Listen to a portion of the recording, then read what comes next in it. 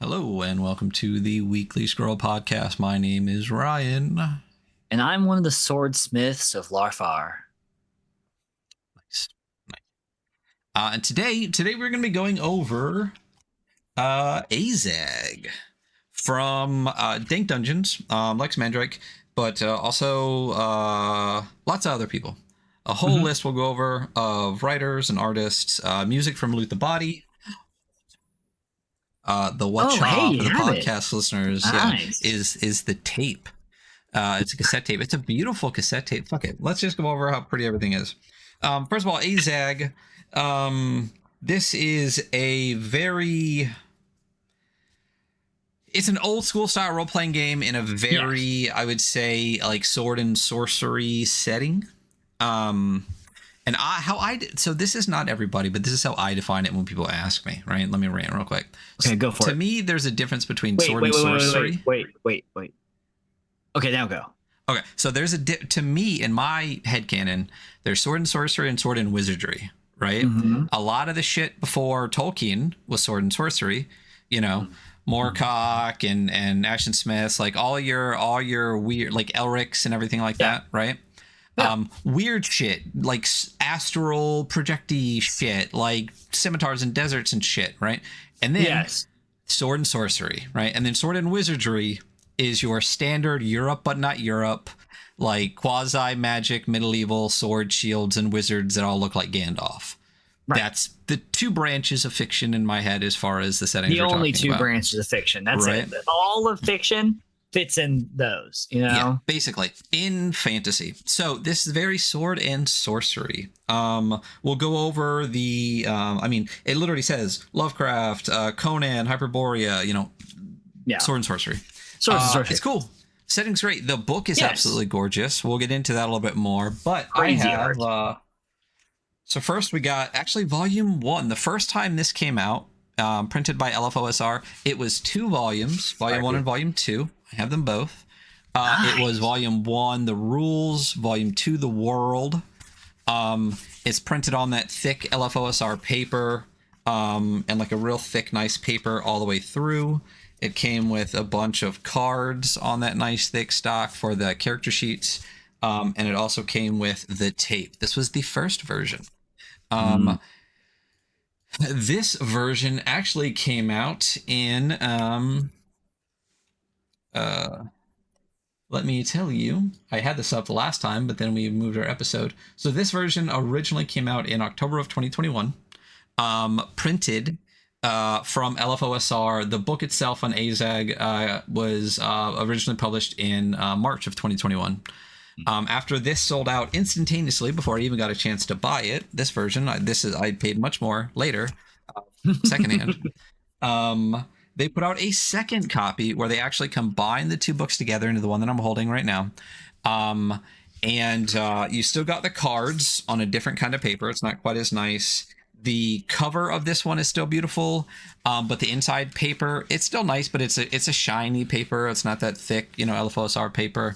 And it goes from an almost square zine that volume 1 and volume 2 was to a pretty classic, like the American version of A5 perfect bound versus the original ones. Still got the cards, but you were able to get The Dream Thieves, written by Diego Noguera.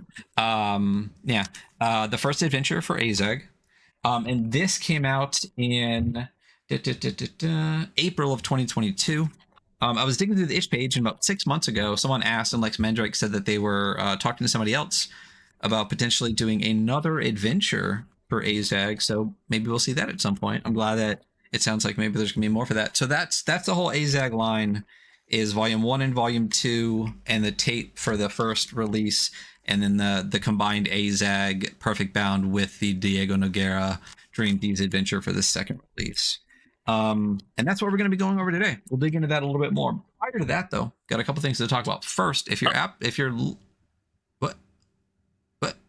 No, I was gonna make jokes. Just do the thing.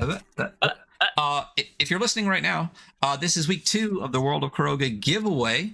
Go back, Black Rainbow Society, the expansion to Hell Knight, over on Kickstarter right now. But we are giving away the hardback of Warpland. Gabriel was extremely nice and sent us a copy of Narrow City, which we gave away last week to Ozo. Warpland this week and next week will be Hell Knight. I don't know why I keep saying Hell City. It's Hell Knight. Those are words. That's Hell how it works. City Knight. Yeah, Hell City Knight.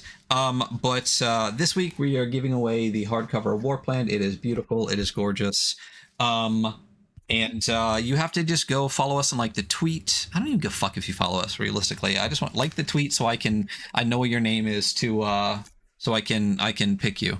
But go like that by the end of the episode and we might pick you. And even prior to that, before we hop into it, we're hopping into stuff. We have more stuff to talk about for later this week. That'll be at the end of the episode. Yeah. So jump to the end if you don't want to hear us. We're gonna hop into other stuff, you know. Yeah, we're gonna look at something else real quick, and that something else is this. Dun dun dun. I say, and then I don't bring it up. We're doing really great. Hey, listen, we're getting there. It's not our normal time, or day. I think it's normal time. So, Earth After Death, the post-apocalyptic survival role-playing game. It says, this for those in podcast land, I switched to a Kickstarter window. Experience new and exciting post-apocalyptic wastelands in this advanced OSR-inspired game and spiritual successor to TSR's Gamma World. This is an interesting game. I've heard about it for a while. They actually had a kind of like the Quick Start original version of the Wastelands Handbook, Wastelanders Handbook at Exalted a while ago, and I snagged it. It's interesting. I read it a while ago. It's cool. You can actually get the download of this for free on their page, which is always good. The link should be higher because you have to scroll way down to get it. It says click free. This should be the first thing at the top. What's interesting is the PDF uses a different cover. It looks like a lot of the same characters, but it's a little bit different cover than the one that's on the one from Exalted. Both are good. It's just interesting that it's a little bit different. But when I read through it, seems like most of it's pretty much the same. So did get a chance to read through this. It's interesting. Let's go through the page a little bit so that you guys all know what's going on. It's got 16 days left to go. It's about halfway to its goal. It's at $4,700 on about a $9,500 goal. I believe it's in Canuckian though, so there's a conversion. Yeah, $13,000 Canadian. Yeah. The city I once knew as home is teetering on the edge of radioactive oblivion, a 300,000 degree baptism by nuclear fire. I'm not sorry we had it coming. A scourge of white-hot atonement will be our wake-up call. Hope for our future is now a stillborn dream. The bombs begin to fall, and I'm rushing to meet my love. Please remember me. There is no more. Earth After Death. Yeah. Bars. Right. Post-apocalyptic role-playing game, a dungeon and hex-crawling smorgasbord of adventure, horror, exploration, and combat. The spiritual successor to Gamma World, which I've never played. I haven't either. But I do have a first edition box set of it. Have you read it? Yeah. No, it's still in the plastic. It's so funny. It's right next to my first edition of Boot Hill and Star Frontiers. Yep. Oh, and my first edition Traveler. Nice. The finest emulation of CRPGs like Wasteland and Fallout, tabletop, and bloody good fun. So this is a really interesting post-apocalyptic, very Mad Max, Fallout world. Yeah. It's all the stuff you want from that. It's really interesting. As I said, I got a chance to read through the entire Wastelanders Handbook. It's cool. It's really neat. I don't know if I'm specifically the target audience for this, because for anyone here on the show that listens to us regularly, we are rules light boys here. And this is not heavy by any stretch of the imagination, but there is parts of it that kind of lean into the crunch. Not in a bad way. That's the point. There are people out there that like a little bit more crunch. And I think it's very much inspired by was it Wastelander, and then the classic Fallouts, and uses an action point system, which both of those games do as well. Yeah. And so they say that they use a novel new system called the AP system. It's D20 roll under. There's a bunch of numbers and then a bunch of other numbers. I think they even make a joke here where they say there's a page that's not super easy. but it's neat. Like I said, the mechanics are very interesting. Everything you want in there. The gun system is interesting. The vehicle system is interesting. It's a really interesting game in general. You could get the Wastelanders Handbook before, and now you can also get. I'll scroll back up to what I just passed in a second. There is an Overseer's Manual now, which is basically like your GM guide, but it's a bunch of other advanced crafting, settlements, vehicle combat, optional, a ton more optional rules, diseases, weather, all the stuff you need to actually run the game, like a shitload of stuff to run the game. So you can get both, and including the Apocalypse Dream zine, which is a collection of adventures. One of the reasons we're talking about this, not only does it look like an interesting project, but not friend of the show, part of the show. Best friend of the show. Yeah, person who like is, I think they're just there are SideQuests GM. Member of the TWS team. Yeah. Member of the TWS. We're a family. Okay. Family. We're a family. This is a community. If you buzzwords to quit a job. Josh Domanski will be writing Cakewalk, a horror-filled true dungeon crawl involving a sports stadium, hidden treasures and creatures, and etc., etc. And not only that, right next to Josh Domanski on here in his logo, we got Luke Gearing, regular friend of the show. Yeah, regular friend of the show, luminary, regular shit poster. Creating Over the Moon, a point crawl dungeon set inside the abandoned Over the Moon Pierside theme park filled with traps, rabid machines, and a deadly secret. Both of them will be writing adventures for this if it gets funded. Like I said, still has 16 days, about half the campaign left. It's about halfway. It'd be nice to push that. There's a lot of really great artists on the project as well. Roland's, I'm not even going to pretend to say her last name. It is, I will not offend you in that way. Roland, I'll try. Kellen's, but there's accents and things. Lead artist on the project. So if this is their art, it's fantastic. It's great. Also Justin McElroy, Alex Cipriano, Mike Dosher, Crim Reaper, Francisco Silva, Woof Drawscap, and Soul. Links to all of that are all the way through there. There's a list here that goes through all the content that you can have: 6 player strains, 12 backgrounds, combat, and etc. etc. Already went over the Overseer's the manual. A lot of accolades here, including, people saying nice things about it, like Rise Up Comus, like Josh McCrew and Hodag. Go check out the Hodag RPG. Shout out Tim Hodag. Obermuller. Woo-hoo. And then there is a little breakdown here that talks a little bit more about melee and range combat and guns and everything, so you get a little hint at the mechanics. But if you want a full view of the mechanics, there's a big graphic here on the front that says, click here, try it for free, and you can download basically the entire book that I'm holding, the original zine, just as a PDF for free to check out the system. Like I said, it's really interesting. I like a lot of parts of it. It is a bit crunchy for me, but that's because I'm old and have ADHD, and I need lighter stuff. I'm not the target audience, but I think if you are the target audience, this is really, really interesting system with a lot of fun heft to it. So definitely check it out. Go back this, support it. Looking at the tiers, it's relatively inexpensive. I don't know why my shit's chopped off here, so let's open it up a little bit.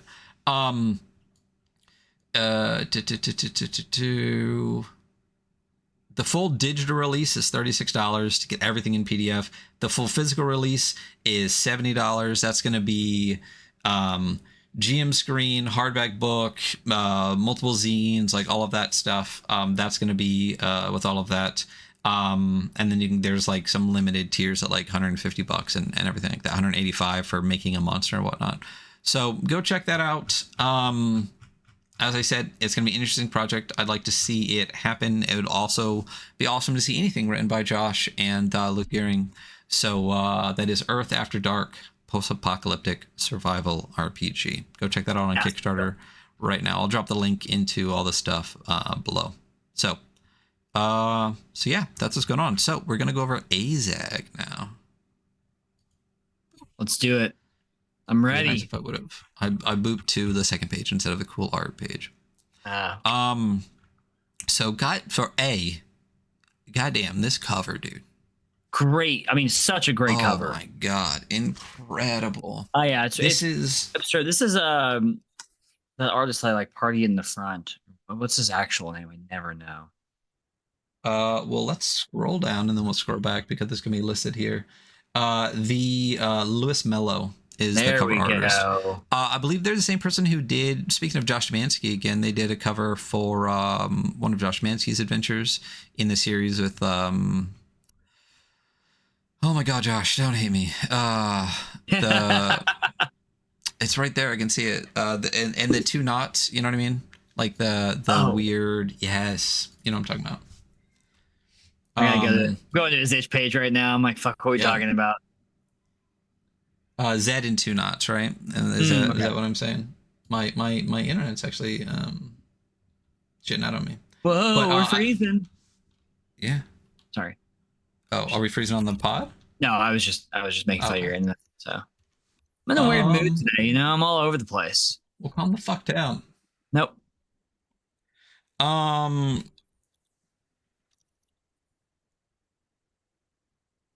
Did you go to this page yet? Yeah. Let's see. No. Yeah, Z in two knots. See, I know. Different artist. Is it? No. It's the other. It's the second scene in that series. Oh, okay. I believe you. So, do you really? Though? I just know him from all the cool. I follow him on several social medias. Actually, totally not having anything to do with tabletop games because they make really cool art. Yes. That's why I know them by their username. So I'm not a cool guy. Nope, not at all. I'm not a huge Tangled. Is the other one that's from the Afterthought Committee. It's the level 0 funnel for OSC. And with cover art by Louis Mello. Let me I'll throw that up into here real quick just to he also did the art for Cyberpunk Augmented cover. Oh yeah? Yeah. Interesting. I know. I'm full of interesting facts. So you are just full of it, you know? Yeah. You got it. I don't know what it is, but I got it. You're full up on it, buddy. Yeah, man, we are really we are cruising today. we are killing it. Yeah, let's fucking go. Listen, if you're listening along, you're welcome. Yeah, this is all for you. Yeah, I keep trying to grab this and it's pissing me off. Let's see if I can just copy paste it on here. Just don't look. If you're listening, you're doing great. But if you're watching along, just eyes down for this part, you know? Yeah. So anyway, yeah, the cover is absolutely stunning. And I'm obsessed with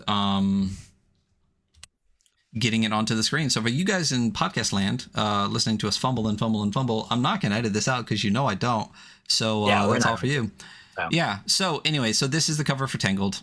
This is from Afterthought Committee. This is from Josh again. Look at that cover there. It's absolutely stunning.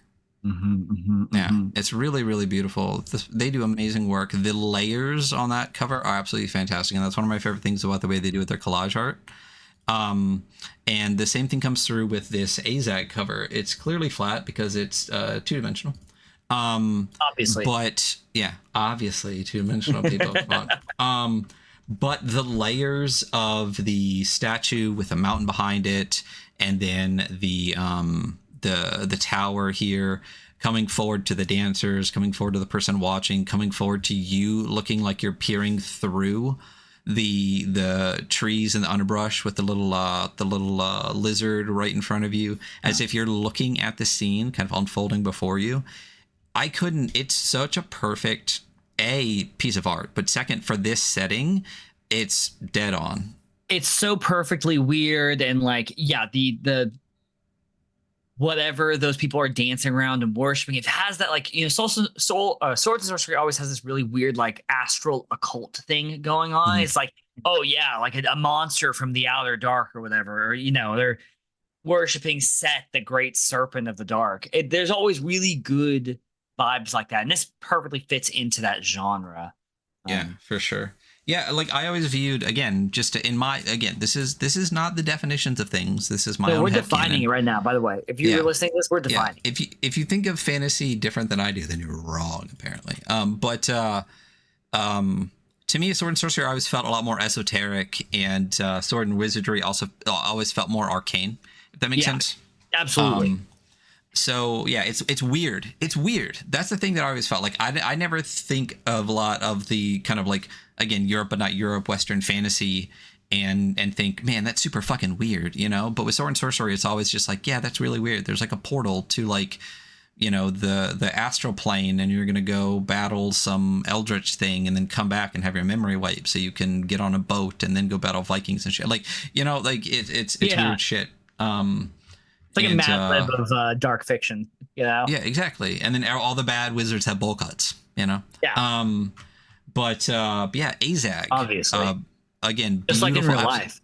Just like in real life. Yeah, if you see a grown human being with a bowl cut, be careful. Run. Yeah. They're evil. Yeah. Especially if they sound like Darth Vader. So we should review this game, huh? No, we're only 30 minutes into the show. Anyway, here we go. We're going in. So credits again: Lex Mandrake, Chris Boudreau, Diego Noguera, Sophia Al. I suck at names. I always think I say them right in my head, and then I try to say it out loud, and I can't. It's Aldula Aldulajan. I'll say Mahar Magajas. These are all people that wrote rules, fiction, or setting. The writers of the game. Artist Liz Mello on the cover, Logan Stahl for interior art, and Daniel Walthall for the world map. And then music once again from Loot the Body. I actually listened to it on Bandcamp while I was reading the book. So did I. Yeah. So go check that out. 42 minutes of it. Yeah, it's only like 5 tracks, so it's really good. The last one's like 11 minutes. Yes. But it's really good. A lot of playtesters, published by LFOSR. Leo, where you at? I guess there's some stuff in it that kind of relates a little bit to Troika. So there is the whole legal disclaimer, this ain't Melsonia.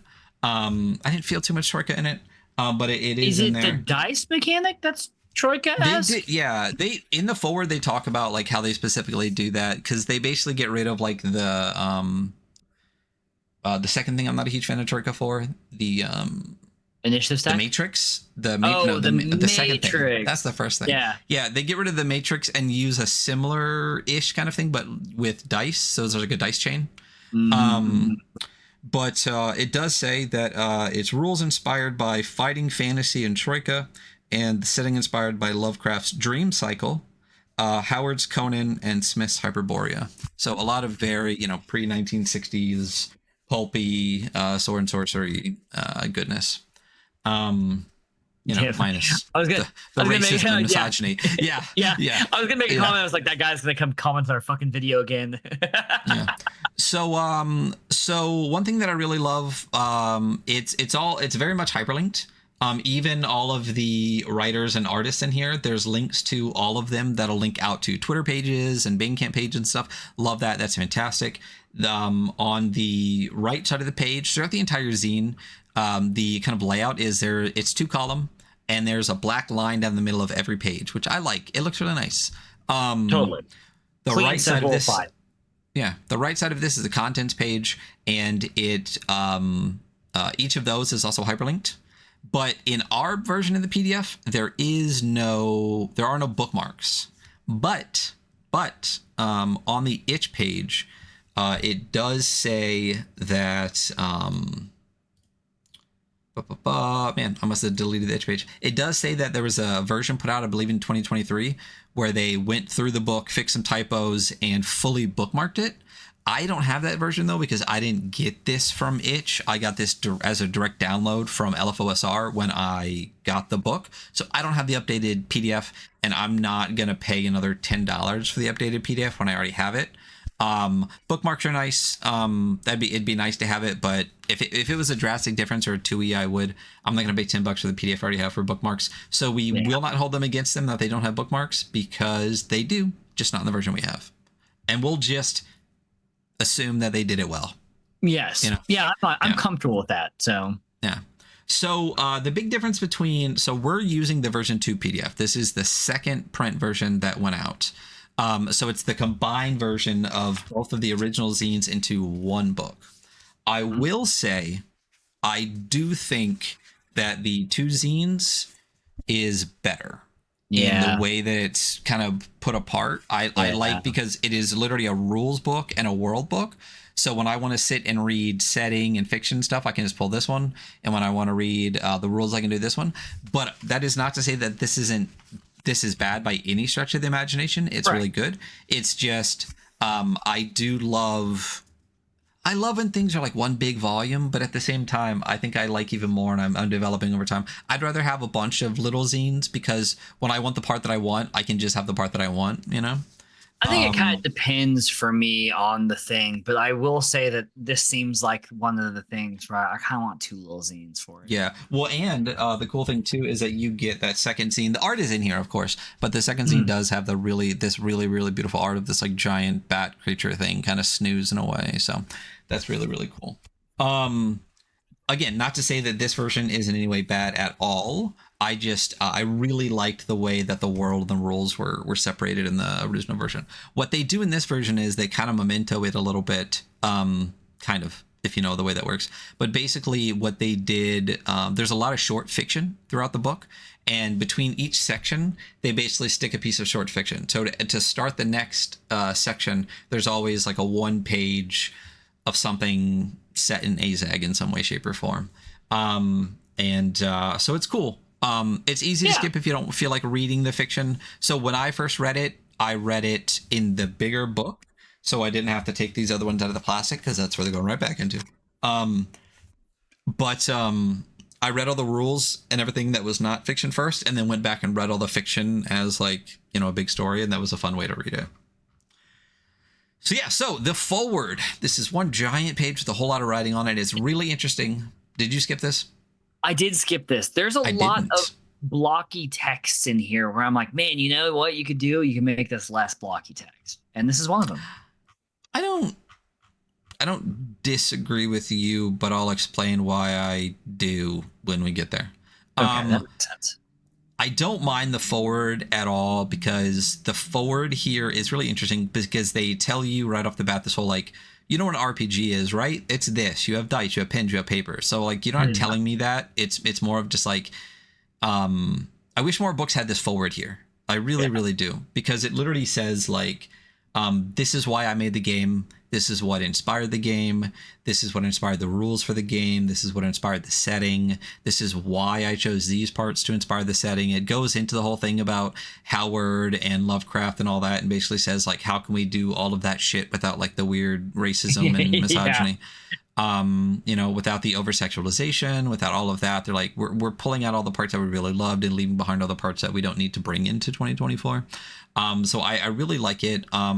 And then again, it starts saying in a roundabout way, this is the setting. This is why I'm doing it. This is why I put it the way together that I wanted to. And then goes into like the artist and talk about like actually putting it all together. I wish more books had this. It's only 1 page long, and really getting to hear from the writer, from Lex, about how and why they put it together the way that they did was really interesting and gives you a nice insight. And I think that would be helpful in a lot of other games. It's only in 1 page. It looks a little dense, but it's worth the read to kind of get into the mind of the creator. So it's really, it's worth reading. We're not going to read it. It's interesting though. I liked it. World map of the known world. It's interesting. The world is round. I say that unlike Hyperborea, where the world is flat, I guess also round, but like flat. It's cool to see this too, because a lot of the short fiction specifically references a lot of the places on the map. Absolutely, yeah. I really like the way that they use the short fiction instead of really just giving you chunks of like setting material. To set those areas a little bit more, as opposed to, there is some setting material for those areas, but I love when you can get in, it's not implied setting, but it's not giving you just like textbook version of setting. It's allowing you to read the fiction to get the vibes a little bit more. Really interesting. I like that a lot. The name of the world. So the headers for all of the each section do this specific vibe, right? They have this style of writing, which is a very sweepy, you know, almost I almost looks like brush pen kind of font at the top. Then they do a rectangle piece of art, usually bursting out of the frame, which looks really fantastic. And I don't know if you noticed that every setting each section is color coded. Oh yeah, I guess it is. Yeah. I guess I did kind of notice that. Yes. Yeah. So the first section is yellow.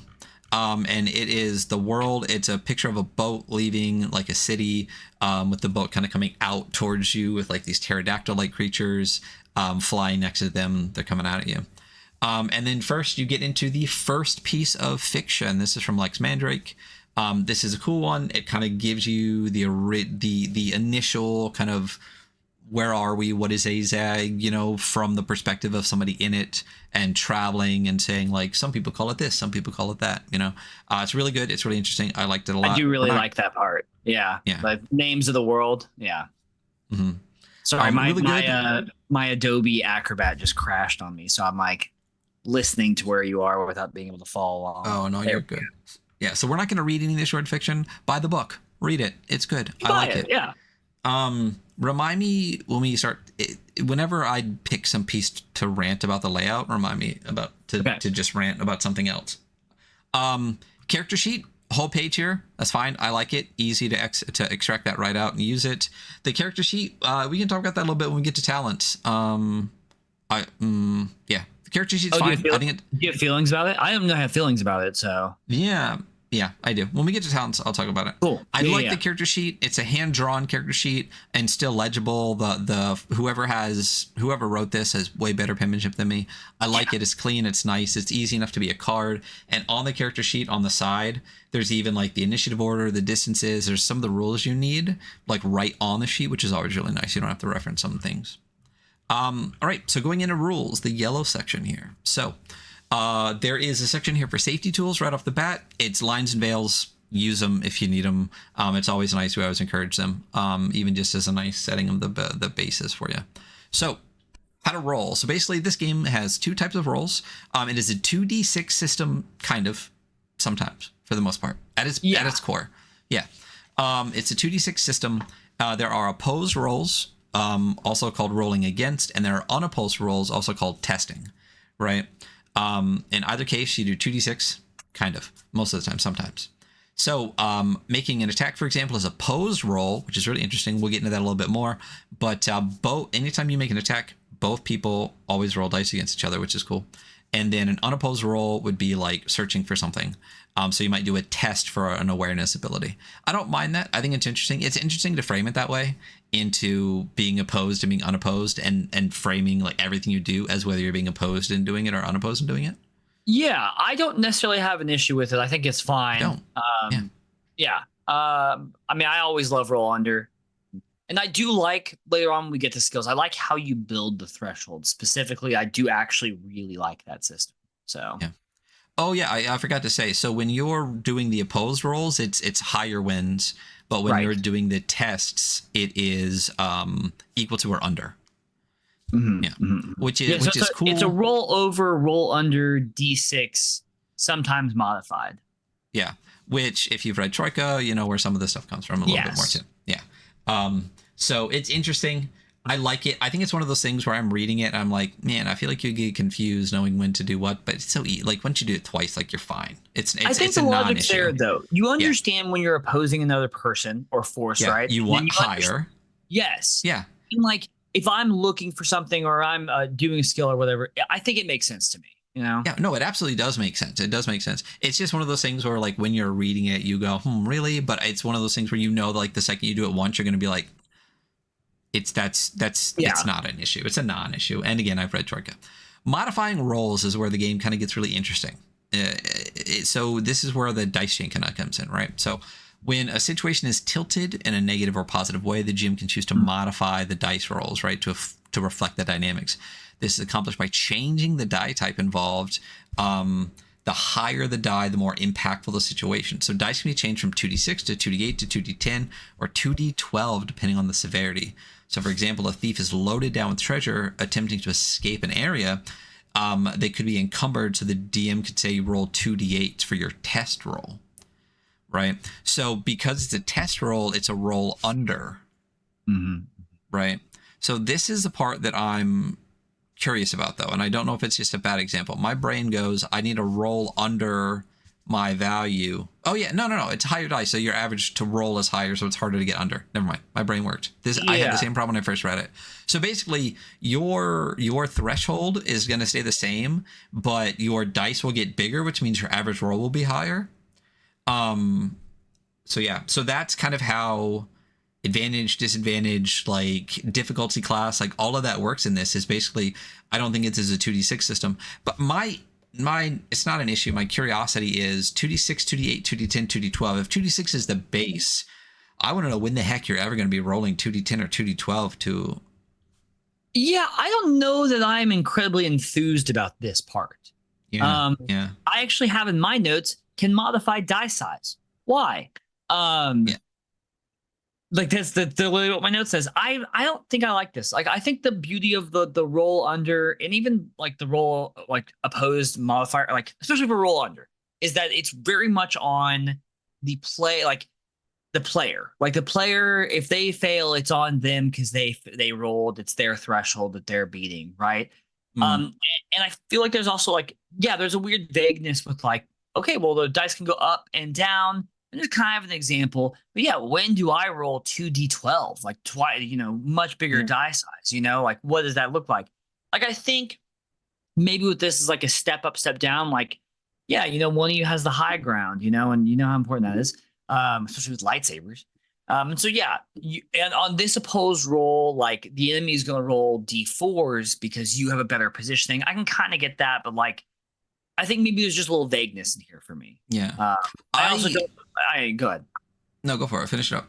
No, I think that was the finishing of my thought. So go. Yeah. So okay. So let's. So my original thought too was like, where's the D4s? Does it not say D4s? Yeah, I just pulled it out. No, there are no D4s, right? Yeah. Right. Yeah. So your base roll is the lowest possible modifier on that chain, right? As opposed to one being higher, one being lower. You know what I mean? So like I think this would be really interesting if it was like you're a 2d6 and like if you have like advantage, roll 2d4, and if you have disadvantage, roll 2d8. That'd be interesting. I'm really curious about the dice chain though. Going again, this is something I think will come out and play, but I'm curious again, like when are you literally doubling the difficulty? But the other thing too is, the average of 2d6, right, is 7, right?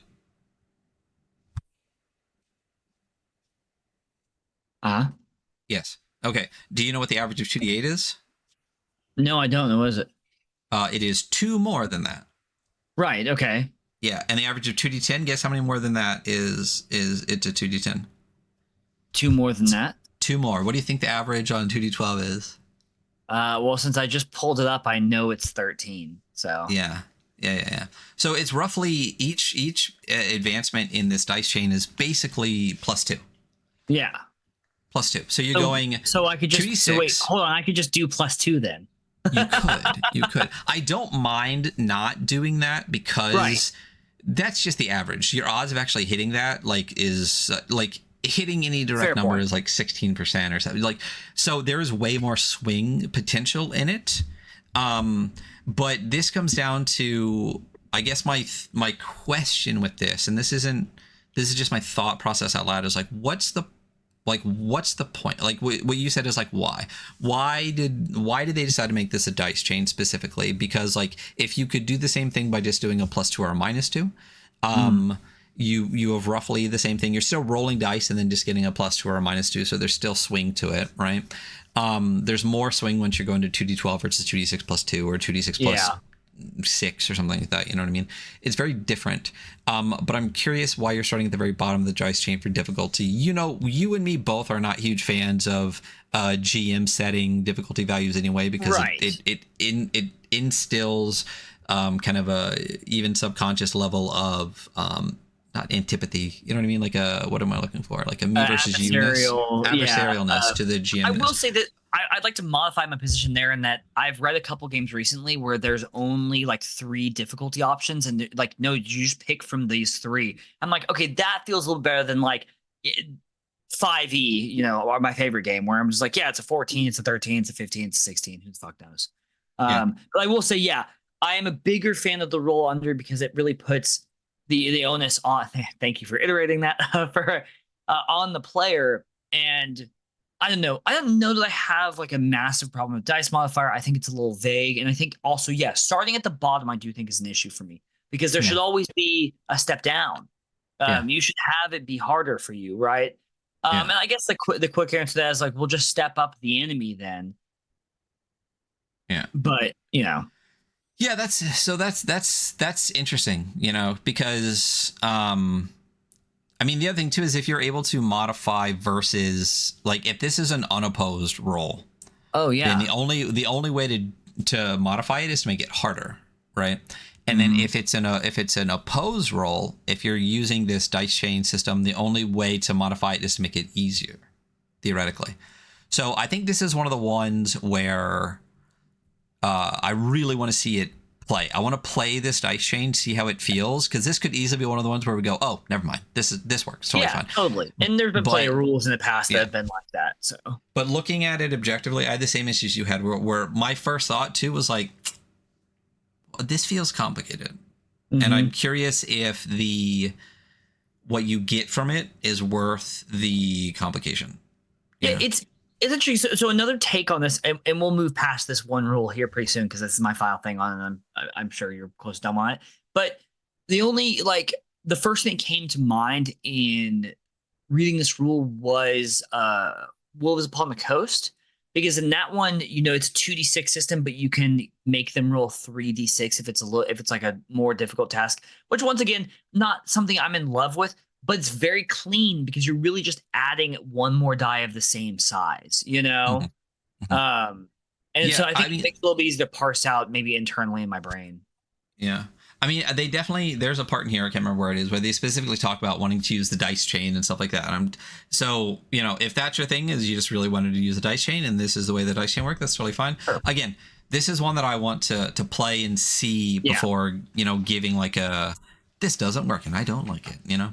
I'm just curious. These are the things that I think of when I first see it is. Yeah, these are the things that keep us up at night. You know? Yeah. You know, honestly. So the stats and their usage. You got 3 stats: skill, stamina, and luck.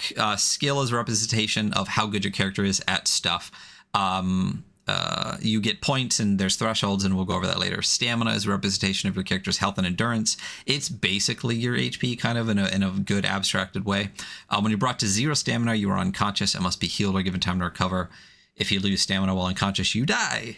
And then luck is a representation of how lucky your character is. The stat is tested in a variety of situations, but is reduced every time it is tested successfully. And it's a stat that you can use on ability testing when you are untrained in that ability. So it's a nice catch-all for you. Yeah. I like the stat spread in this, by the way. The skill, stamina, luck. It's interesting. Yeah, I do like it. I really, I didn't at first, and as we read through, I'm like, okay, go ahead. No, it's because it's a skill-based game, not a stat-based game. You know what I mean? Yeah.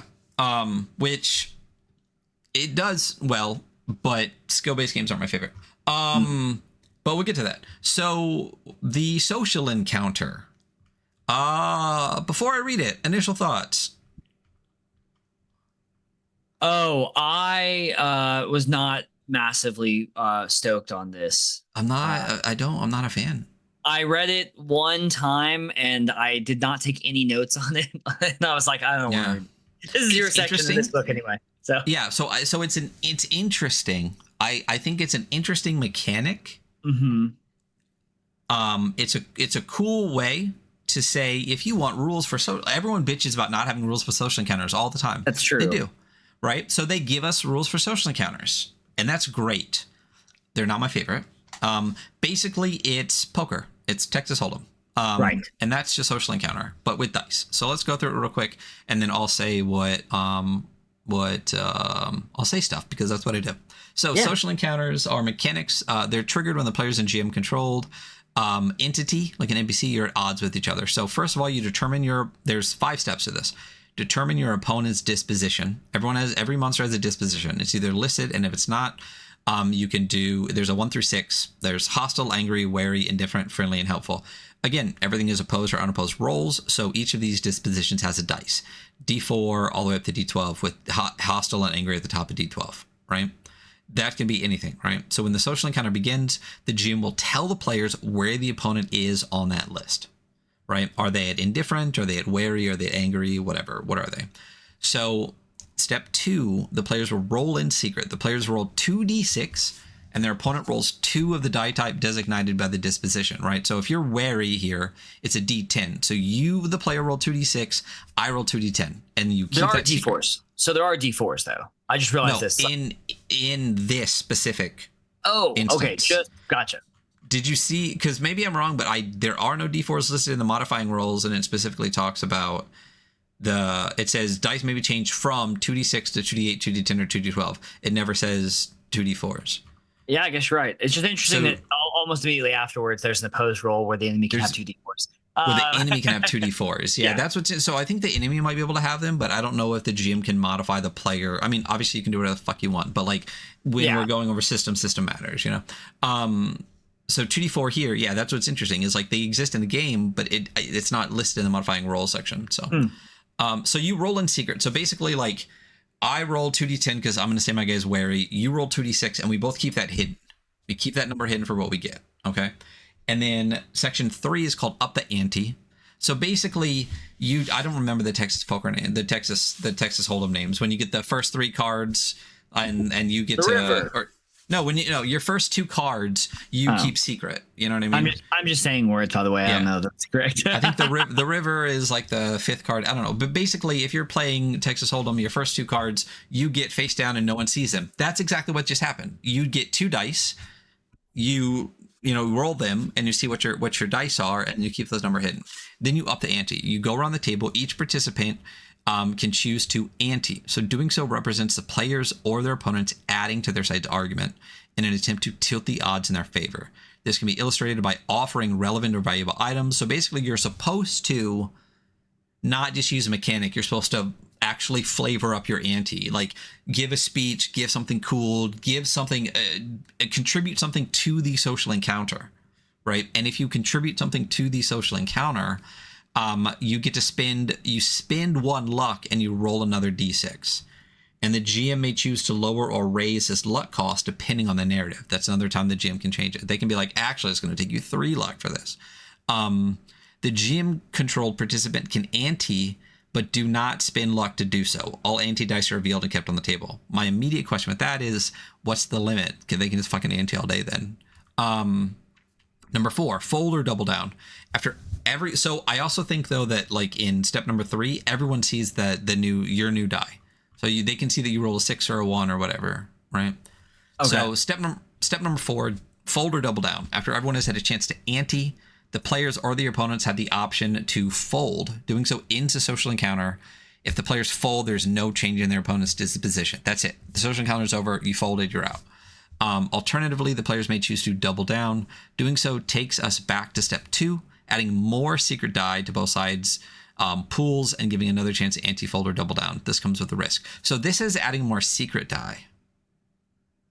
When a player does this, spend 1 luck and roll 1d6. The GM may choose to look. So it never says in section 3 if you continue to like keep that number hidden or not. But in section 4, it specifically says adding more secret dice to the pool. So I'm not sure then if the new rolls are visible or not. I would make them visible so then you can be like, they got a 1, they got a 6, but we'll see. Step number 5, reveal and resolve. Both sides reveal all hidden dice and add any, and add any anti-dice. So never mind. So all the anti-dice are visible. Whichever side has the highest value wins. If the players win, the opponent's disposition is set wherever the players want. So I can take them from wary to helpful, If the players lose, their opponent's disposition drops by 1 step, then another step for each time the players double down. This may trigger combat. So if you're at wary and you ante it up twice and lose, I can bump it all the way to hostile and we immediately go into combat. Yeah, this is a procedure. It's a procedure. It's definitely a procedure. What's that one procedure-based TTRPG? Yeah, right. Yeah, this is Errant Core right here. Yeah. So I personally think this is really interesting. I think two couple of things right off the bat. One, One of the only real issues I see with this system is how mechanical it is. Mm-hmm. And how easy it would be to just have zero RP or narrative in it whatsoever. You could literally just be like rolling dice, going dice. It could turn into a mini game really quickly. And the only part of the system that really talks at all about inputting any narrative or RP is like one line in section 3 where it says, if you want to ante up, contribute something, you know, right. give, but it specifically says, offer a relevant item or valuable or or a piece of information or taking a persuasive action. Like, I would have liked a lot more about being like, really dig into it, you know, do whatever. I definitely don't hate this. Yeah. This is definitely not for me. And I agree. Mm-hmm. I think it would benefit a lot from maybe a lot of it or all of it being might have moved over a little bit to more of a narrative, like RP thing that also uses the dice mechanic. But fairly clever system, you know. I think it's clever. It's one of those things that I think is clever, but I'm not going to use, you know, like the Troika stack. Yeah. Yeah. But super here's the other thing too. Yeah. Here's the other problem, the quote unquote problem I have with it, right? Is it specifically says like when you ante up, you can roll 1 luck dice, right? And then do something narrative. But it doesn't matter. That's my problem, is it doesn't matter what you do, right? If I give you a little item or I give a 15-minute speech, you get 1d6. Right. So you're going to have a lot of people like falling into, unless there's a lot of GM encouragement, a lot of buy-in, and a lot of people like really making it a thing. If it starts to like wind down at all, it's just going to be people rolling dice, because like, what's the difference to get a d6? You can just do the minimum amount of effort and still get the same roll, right? Yeah, it's not like incentivizing actual social activity. It's a gamifying social activity, you know. These little more all social activity is a game, but like this is an understanding version of it. Yes. Yeah. But like I said, the other thing too is like you can do anything you want narratively to just get the dice. And that's the only part of this that has anything to do with it. But like, so that means nothing that I do realistically matters, because if I ante up 5 times and all 5 times, like I give a speech and people are like crying because it's so great, and the next time I give away like a +20 magical sword, and like I could do everything possible, but if I roll 1s and every one of my dice I lose anyway, and it doesn't fucking matter. You know what I mean? Like that's the part that I'm not a huge fan of, is because it is all 100% just dice for luck on your dice rolls, and you know, and you're spending luck to increase, but if the bad guys can ante every time you ante, then you're always rolling against potentially the same exact number of dice, but like higher right off the bat. And realistically, no matter if both sides are anteing all the time and the averages are roughly the same, like it really just comes down to your very first dice roll. Then like everything you add after that, again, doesn't really matter. I think the card mechanic is interesting. You know what I think would be a more interesting, in my opinion, game to use for this interaction, or a similar mechanic you could create, is a blackjack mechanic. Oh yeah, where it's a social encounter. I want to convince you without pissing you off. So I want to get as close to convincing you as possible without going over. But if I go over, I've tipped the scale against me, you know? Yeah. Cool. Anyway, that is a procedure. It is a procedure I think that works just fine. I can definitely try it. It definitely makes sense. It definitely is cohesive, and it would definitely work. It just doesn't feel very RP-esque. It is a lot. It is a level of scaffolding that I do not want or need. And I'm not saying that derogatorily. I think people out there who want more scaffolding in their social encounters, I think this is great, because it really gives you everything that you need for it. Absolutely. You know? But I personally don't like systems that have social encounter rules, because I think social encounters should all be done in RP, but everyone's entitled to their own style of game. I think people that lean way more into the PBTA world might find this really interesting. Yeah, I agree. I think it's very much a good realm of people. People that really like more scaffolding in their game. And if people, Ryan, tell me about combat. Yeah. So combat is fairly freeform, which is my favorite. It's like, let me give you extremely specific rules for social interactions. Immediately after. But freeform combat. It's interesting. So combat in AZAG is freeform. They say that, but it kind of is. It's OSR combat. When tensions come to a head, fight and break out. So important notes on combat. Unless stated, every combatant is only able to deal damage once in a round. With your GM's permission, many talents can be attempted untrained by substituting luck. We know that. And feel free to attempt any action, and then the GM will just tell you what to do. I like that. I think that's one of the best things. Yeah. Do whatever the fuck you want, and then it just becomes like an either opposed or unopposed roll. So actions that you can do in combat, you'll be mostly making opposed rolls, but you can also make some unopposed rolls. But moving, position yourself however you would like. You can close the distance between you. Anyone that is nearby you will get to distances in a little bit. This assumes you would also be taking another action. If you don't want to take another action, move twice.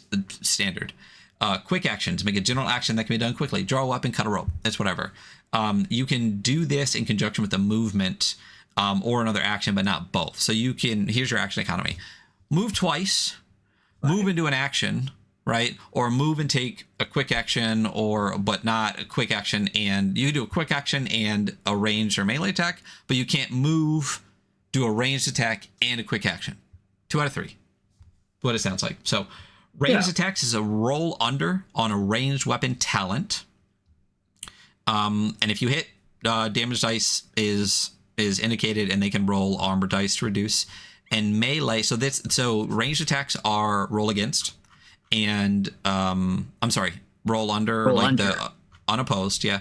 And melee attacks are roll against, exactly what it sounds like. If you roll higher, roll damage dice as indicated by your weapon.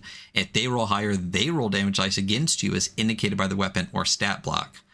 Whoever is taking damage may roll their armor die to prevent damage. The interesting part that I'm curious about, one of my favorite things that I love about DERF is this, like all combat is opposed rolls, and whoever wins the roll does damage. Right. So if 5 people hit one person and that one person wins every time, they're hitting 5 people. This specifically says, unless stated otherwise, each combatant can only deal damage once in a round. So what happens if 2 people back to back attack the same person and they roll higher? Huh. You know what I'm saying? No, I totally know what you're saying. I would let them do damage. I would just ignore that roll, frankly. Yeah, that's exactly. So spells. Roll under established spell threshold. Boom. Slow actions. Make a general action that takes time to complete, like interacting with a trap or whatever. Usually this action cannot be used in addition to another one. So basically, if you want to take your whole action to do something complicated, you don't move, you don't do a quick action. You just say, like, I'm going to take my time in combat and focus on this one thing and do maybe a compound action or something. Initiative. This is kicking it back old school. Basically, each type of action is how you do the initiative. So there is no initiative roll in like rolling to see who goes first. It goes movements, quick actions, ranged attacks, melee attacks, spells, slow actions. So anybody that's moving, all move at the same time. Anyone that's doing a quick action, all those are quick actions. Anyone doing a ranged attack, all those are ranged attacks. So when the players choose to do, what they choose to do determines when they act each round. Here's the priority of each action from quickest to longest. If more than one combatant falls in the same initiative spot, their actions happen simultaneously. In the case of opposed rolls, this reduces the number of rolls made. For instance, if a player, this is what fixes it. I forgot. For instance, if a player and their opponent both make melee attacks, they only need to make one opposing roll.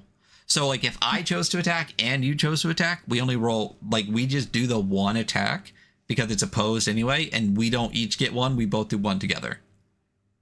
That still doesn't negate if I choose to attack and Bob chooses to attack, and we both choose to attack you.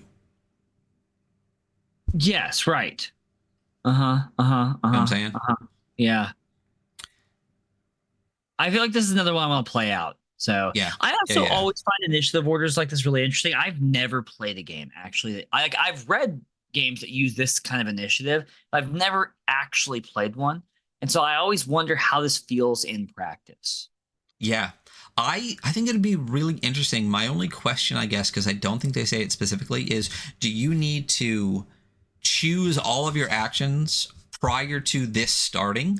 Or after each initiative round, are you changing it? Because my thought is you pick all your shit before the initiative round starts. It's not adapting as you go. The thing is, like, with this specific initiative system, I don't know that I have enough experience to even have an opinion about it, because I don't know.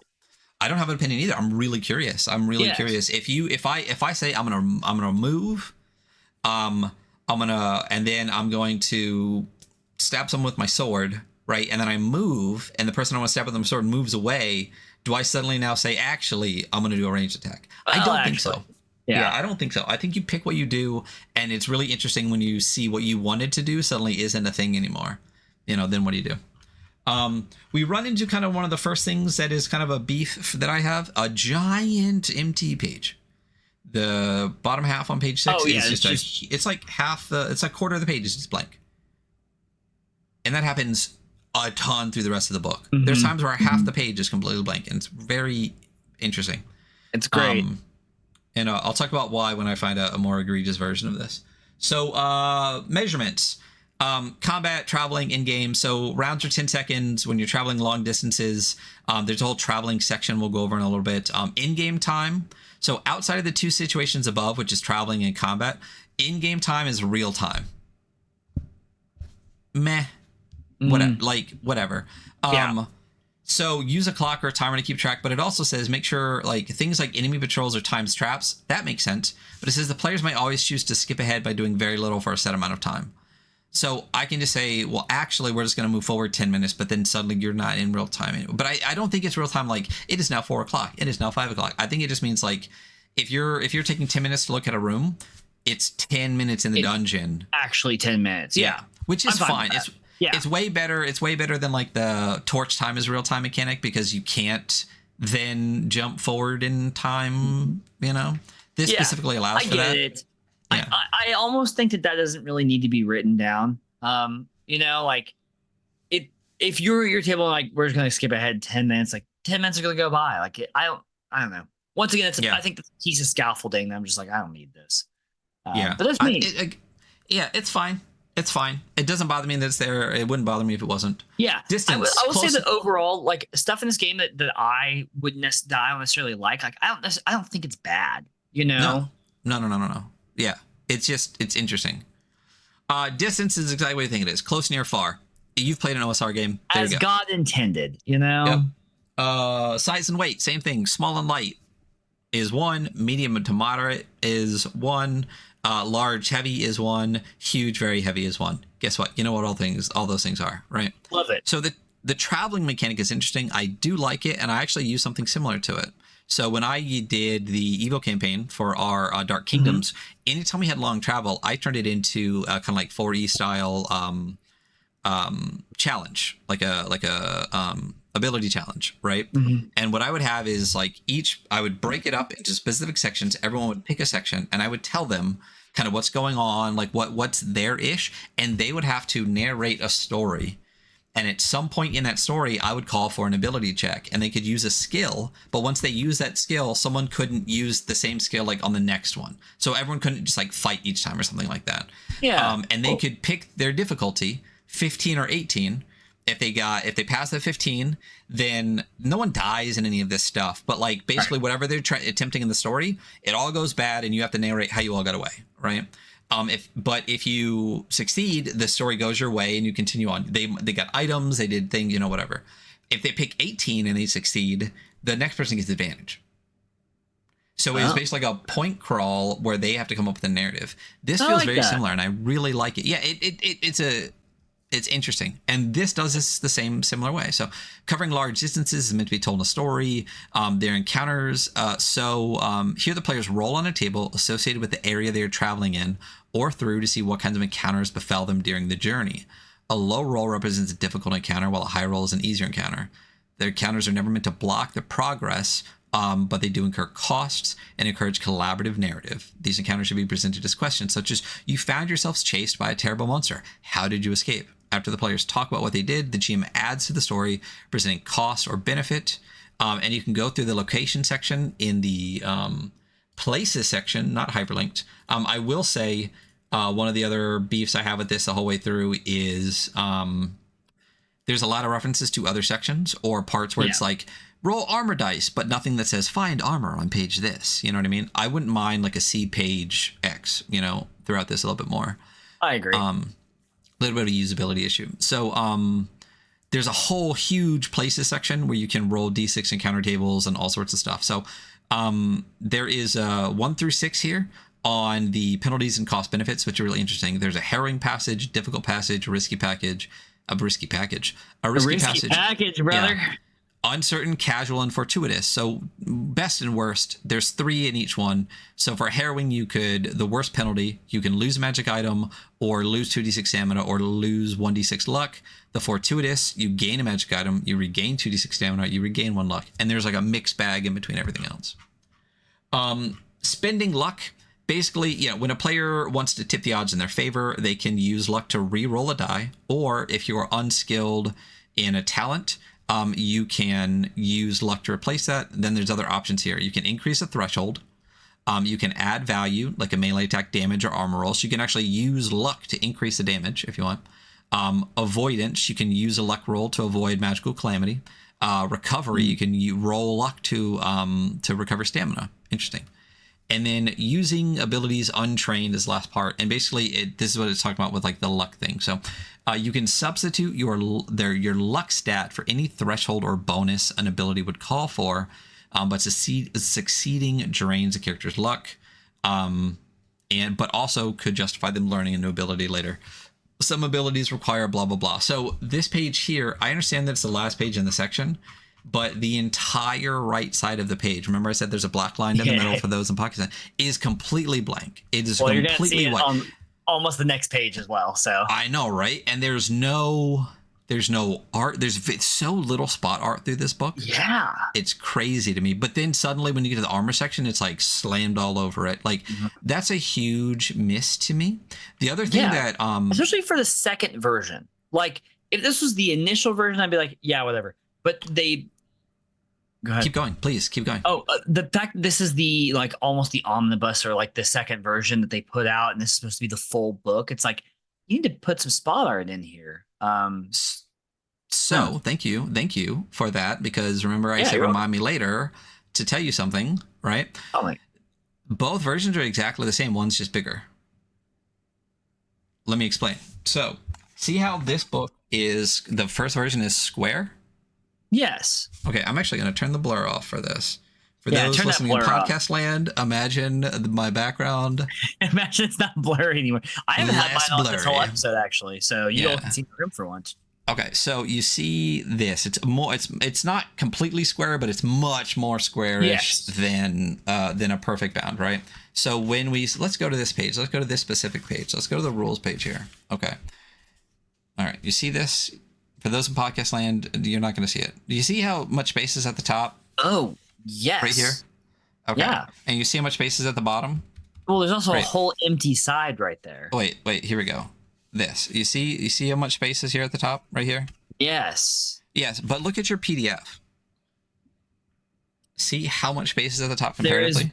There's way more space at the top and the bottom. How about the bottom, right? Okay. So then when we look at the same page in this one, because you're looking at it on there. Did they just lengthen the pages and not change anything else? Oh my God, they lengthened the pages. It's even the exact same font size. It's everything. Let's pull this out. Damn, that's points right there, brother. Let me tell you. So there was no reformatting. There was no restructuring. There wasn't anything. What they did, right, was they literally just took. Let me lay these out so you can see it in a way that's the way that I want you to. So you've already done this. You did this experiment yourself. Of course. Yeah. Shit, dude, they're exactly the fucking same. What the fuck? It's exactly the same. What the fuck?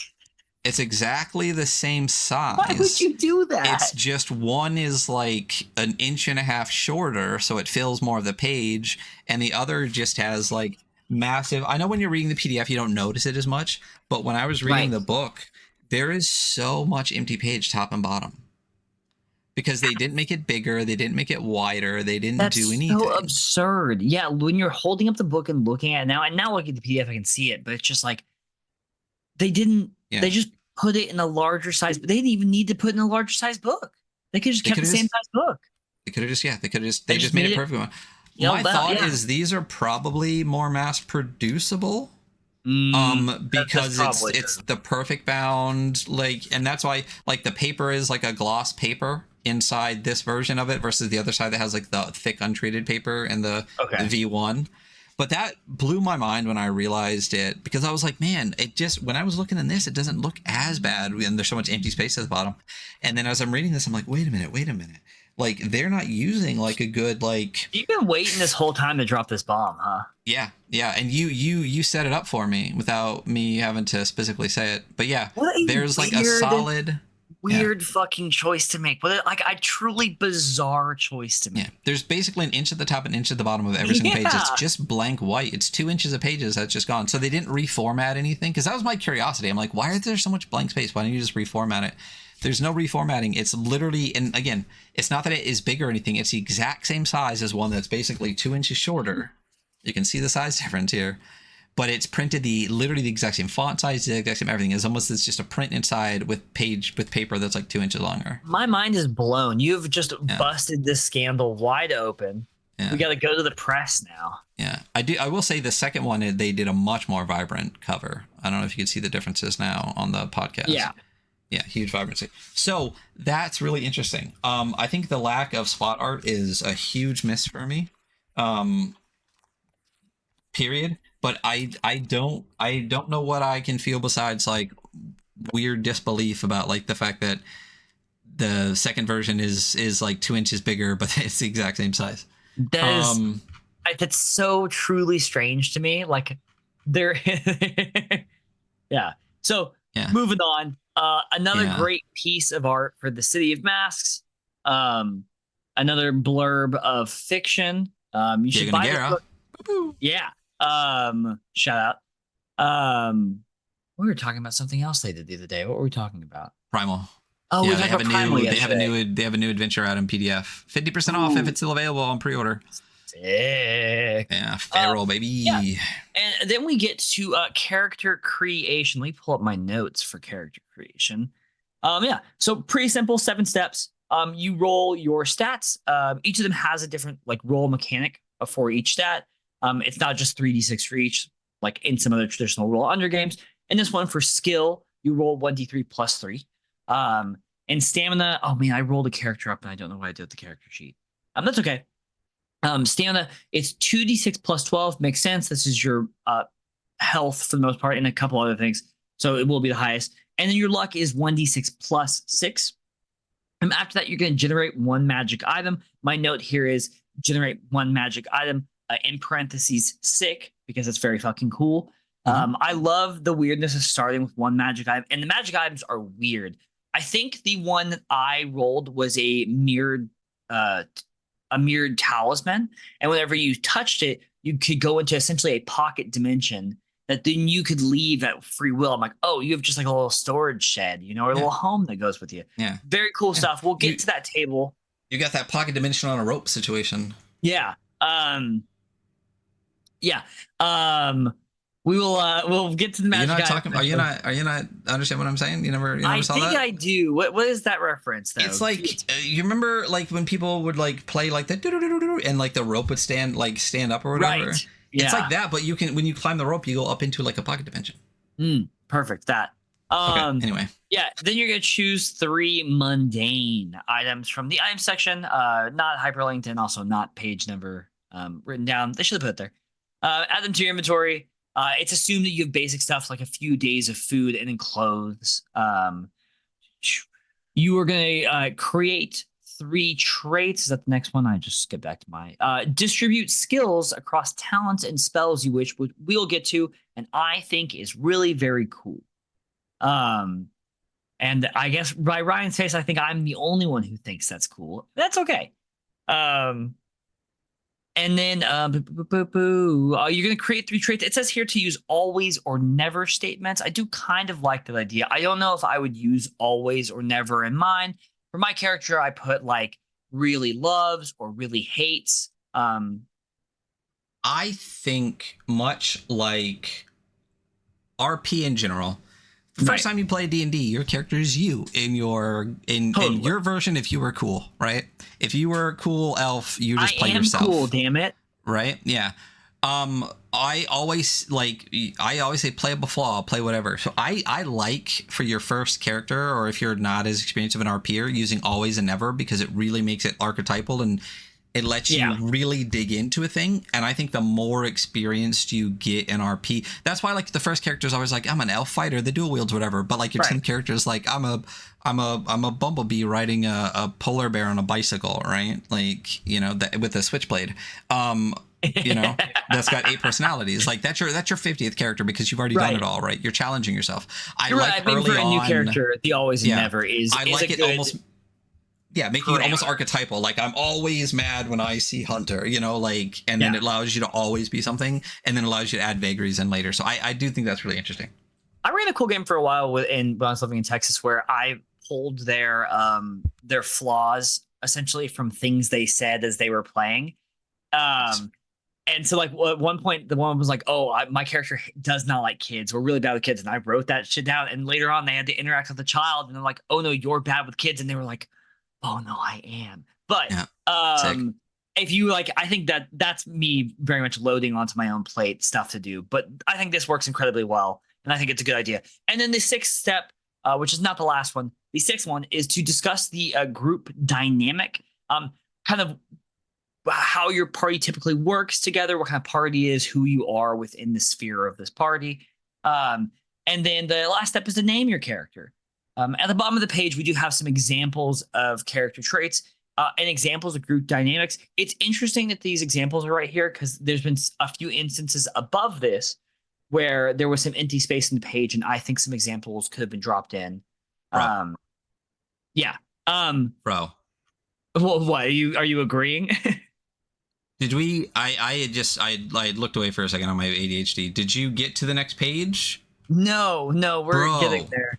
Oh my god! So between sessions, pretty much you're gonna powwow about the last session that you played, either at the start of a session or at the end of a session, and discuss highlights. And the GM's gonna dole out 1d6 luck recovery for to reward players for like very like highlight moments or heavy RP moments, or moments where they really leaned into the dynamic that they're taking in the group. And then there is over half of a page. Like, I mean, I guess this is it's a lot of empty space. It's a really ton of empty space. And then the next page is going to be even more ridiculous, because it's a whole half empty page. A couple of pieces of spot art would have done all really well here.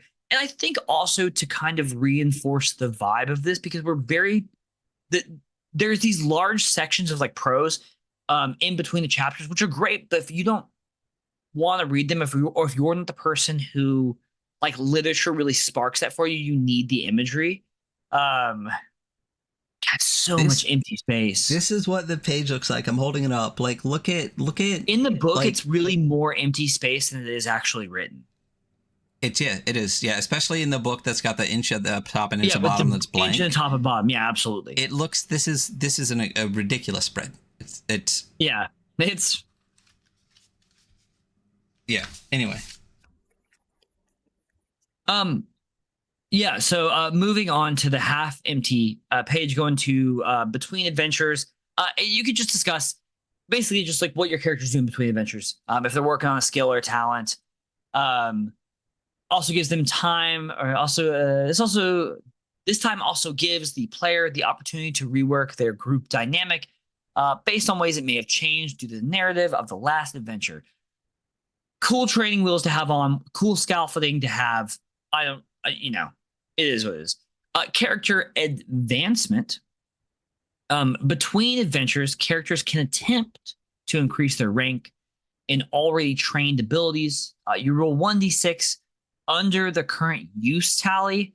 Great mechanic that is not explained well here. I might actually just go ahead and explain this mechanic. Whenever you use an ability or a talent that you have, there's a little column next to it that says uses, and you mark it every time you use it. And then when you want to advance, you have to roll under however many marks you have, which is a great idea, because the more you use a talent, the more likely you are to be able to improve based on that. Yeah, and once you roll under, all use tallies are removed after that. To learn a new ability, a player must pick one and declare it. Typically one that they've attempted untrained or has some like narrative reasoning for it. Do really like that. Or if they decide to learn it. They may do this only once between each adventure. Then the GM either rolls or picks from the chart below to help explain what learning the new ability costs the character. I'm always rolling, by the way. I would never pick. Yeah. And then there's, I don't like this. Did you read these? I think I did. I cannot. Oh, I do remember there's a reduce in rank one, and I was like, they're all bad. All bad. Oh, and I don't mind that. So, number one, the process was dangerous and you nearly died, leaving a terrible scar. Reduce stamina by 4. Number 2, strange forces, blah, blah, blah. Reduce luck by 2. Number 3, the training was so consuming, blah, blah, blah. Like, reduce your rank in a random trained ability by 1. Number 4, price demanded, blah, blah, blah. Lose 1 random magic item. Number 5, there were those who believe your new training is forbidden, blah, blah, blah. Like a GM chooses a powerful monster that hunts you the entire time. And number 6, you find yourself deeply indebted, blah, blah, blah, blah, blah. You have a powerful enemy that is going to come make a single demand of you. So I personally love that. I think the cost for advancement is fantastic. In a brutal game where everything sucks, I would be all about that. And in my mind, I go, sword and sorcery can get weird and brutal, right? But there's nothing in the game so far that has said, damn, this is fucking brutal as fuck. Yeah, this is all negative. I do like the 5 and 6 are my favorites. Because it's story. Yes, because it's a story. It gives you another cost. I don't really love the idea of like, hey, you're going to permanently lose 4 stamina. And you could potentially do that multiple times. Yeah. It's like, why would you even try? I don't know. Yeah. Like, why would you even try? That's my whole point is like, why would you even, like, to me, again, it all comes down to incentive, right? Like, you want to increase your stats so you can do stuff better, but you could potentially lose 4 stamina. You could lose 2 this is luck. Just for learning a new ability. So it just makes it so that you never want to learn a new ability. Exactly. Like, so there is no point to advancement, right? Like, people will because that's the game. Right. But like the first time I get fucked, I'm just gonna be like, nah, I'm staying dumb, brother. I don't give a fuck. I'll just upgrade my current abilities over and over until they're perfect, you know? Exactly. Like it's such a I like the idea of learning something new should come with a cost. Yeah. But as soon as it's gamified in a way like this, where the cost is like 5 and 6, I think are great. I think being like something hunts you, like something's going to come find you. But like as soon as it's like you want to increase your stats, so there's a risk that you will actually decrease a very important stat by a lot. Yeah. To me, I'm like, why would I ever do that? The way I rolled this is I would make this a 50-50 table, and I'd be like 1 and 2 or 1, 2, and 3 are nothing. Nothing happens, right? You just do it. And then 4, you have to pay with a powerful magic item. 5 and 6, the way they are right now, I'd keep them, actually. I just would remove the first 3 and just be like, it's a 50-50 chance. Either nothing happens and you just learn a new ability, or you get fucking in debt, essentially, you know? Yeah. I mean, I don't even mind the things that are there to an extent. Like, the process was dangerous. You nearly died, leaving a terrible scar. Period. Totally. Yeah. What's your scar? But, like, reduce your stamina by 4. You know? Yeah. What's your stamina? I mean, what's your roll for stamina when you first start? It's not that great. Your stamina could be like 5.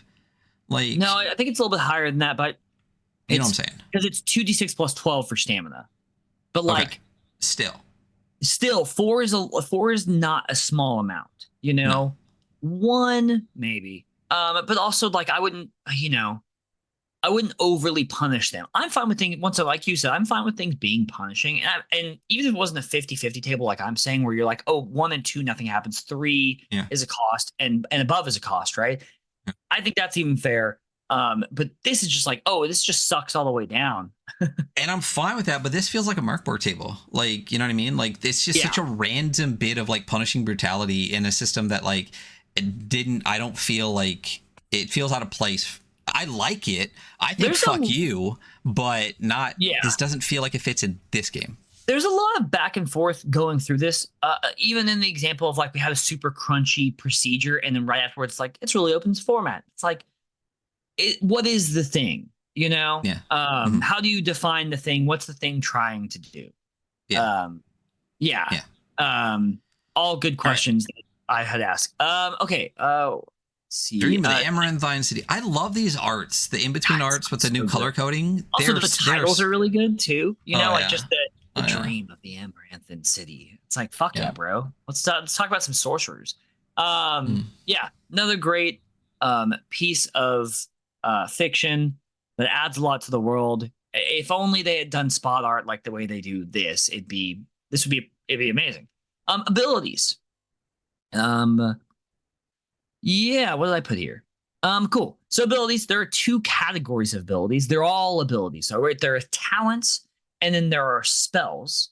Whenever you create your character, you distribute your skill that you roll is a static stat, but it's also the amount of points you have to put into talents and spells. It's a stat and a pool. It's a stat and a pool that you spend. You distribute these points, right? You cannot have a maximum of 6 in anything, even as you level up and you move forward. Calculating talents. So there's 3 ways essentially, right? There's roll under. So for roll under stuff, you're building a threshold. Threshold will be whatever the rank of that talent is plus your skill stat. You roll under that. There's roll bonus, which is when you're rolling opposed, is a bonus to the roll. If you have a 2 in something, you just add 2 to your roll. And then special says here, special is usually listed as just your rank, and it has some kind of triggering effects. I don't know why the word usually bothers me right there. Doesn't bother me. Okay, well, maybe it allows for vagary. You can always add something later and be like, we didn't say specifically it doesn't, you know. That is very true. Yeah, using a talent, using talents, talents. Okay, I don't know why I wrote it like this. Are meant to trigger in different situations based on the type of talent. Was I drunk when I wrote these notes? God damn, I'm just gonna read the thing. Listen, I took notes, guys, but apparently they're not very good. I know what I put here. I put right here, this repeats roll under and bonus stuff from calculating talents above. That's what I wrote here. I'm a dumb idiot. And maybe I was smoking when I wrote this. But there's a little bit of repetition here about how roll under and roll bonus stuff works. Specials will trigger either optionally or automatically. For casting spells, you spend stamina to add that much rank to the spell that you are casting. That's right. There's blood magic in this bitch. This creates the threshold for your roll. And then it says check for requirements for spells, and then roll 2d6 equal or below the threshold. It's roll under. It's just you just add stamina as your bonus versus adding like your skill or your rank or anything like that. Yeah. No, you add that value to your rank. Rank still counts. To your rank in you rank in the spell, because you can rank up in your spells. Correct. You don't have to spend stamina. Technically, no, but you can. Yeah, but you can, which I think is cool. I feel like I read through this and I feel like there's more words than there need to be. 100% more. Do you also what's the last part of that casting a spell thing? That's super important. Oh yeah. If you fail the roll, period, by the way, not crit fail. If you fail the roll, you have to roll on the magical calamities table. I'm looking at the end of the spells. We're definitely going to roll on because I do enjoy that table. And I feel like the spell casting in this is fairly significant. And your ability to modify your spells is also fairly significant. So I'm actually kind of okay with not crit fail. If you fail, you're rolling on magic calamities. It also carries that kind of swords and sorcery. Magic is dark and fucked up, and you don't really want to get in bed with that unless you're a crazy person like Hunter in every game. And now here is use tally, which I guess is an appropriate space for it, but it mentions it before, and I wouldn't have minded it higher up. When you use the ability in play, you add a tally to the uses column, and then when you try for advancement, you roll under that. It's an advancement thing. Now, So anytime you use an ability, it's so small there. God, the digital version makes it feel so much bigger. Yeah, anytime you use an ability, you mark the use. Boom. I think those are too small for that character sheet. I think this is the old one. I think the new ones are definitely bigger. Yeah. There's a form fillable version digitally, which is great, and it works really well. And that's what I use because I made a character doing this. And shocker, it was a caster. So talents. There are several talents. They're all pretty good. This really leans into if you want to make your character like a Dexy reflex person, you put in reflex and you can roll under. Let's just do reflexes. Roll under. I like that it says it on each one. It tells you if it's roll under, roll bonus, or special. You are adequate at avoiding danger when a situation calls for you to dodge, such as a ranged weapon attack, certain spells, and some environmental hazards. You may choose to test this ability. If you are wearing armor, add your armor die to this roll. It's roll under, so it's like a bad thing, right? If your roll is successful, you avoid any negative effects. The talents are very grounded. There's some cool stuff in here, but it's what am I thinking here, Ryan? What am I thinking? Read my mind. I don't know. What are you thinking? It's stuff that I feel like in a lot of ways would be very available to all characters in other games because it's a skill-based game. It's like, no, you have to have the skill or else you're going to use luck to do this. Yeah, so that's why I don't like this at all. Yeah, there is some stuff here. I go. Oh, I think there's some reformatting of the rules that can make this a little bit more approachable to like everyone should kind of be able to dodge, and you kind of can here. You just have to use luck, and that's you spend luck as you use it, and so it kind of really limits what you're going to be able to do. Also, because luck has so many other things that you can do with it, it'd be weird to kind of use it for this when you can use it for all other kinds of stuff. There is something missing to deal with this problem that they kind of rolled into luck, and I don't know that that's the fix.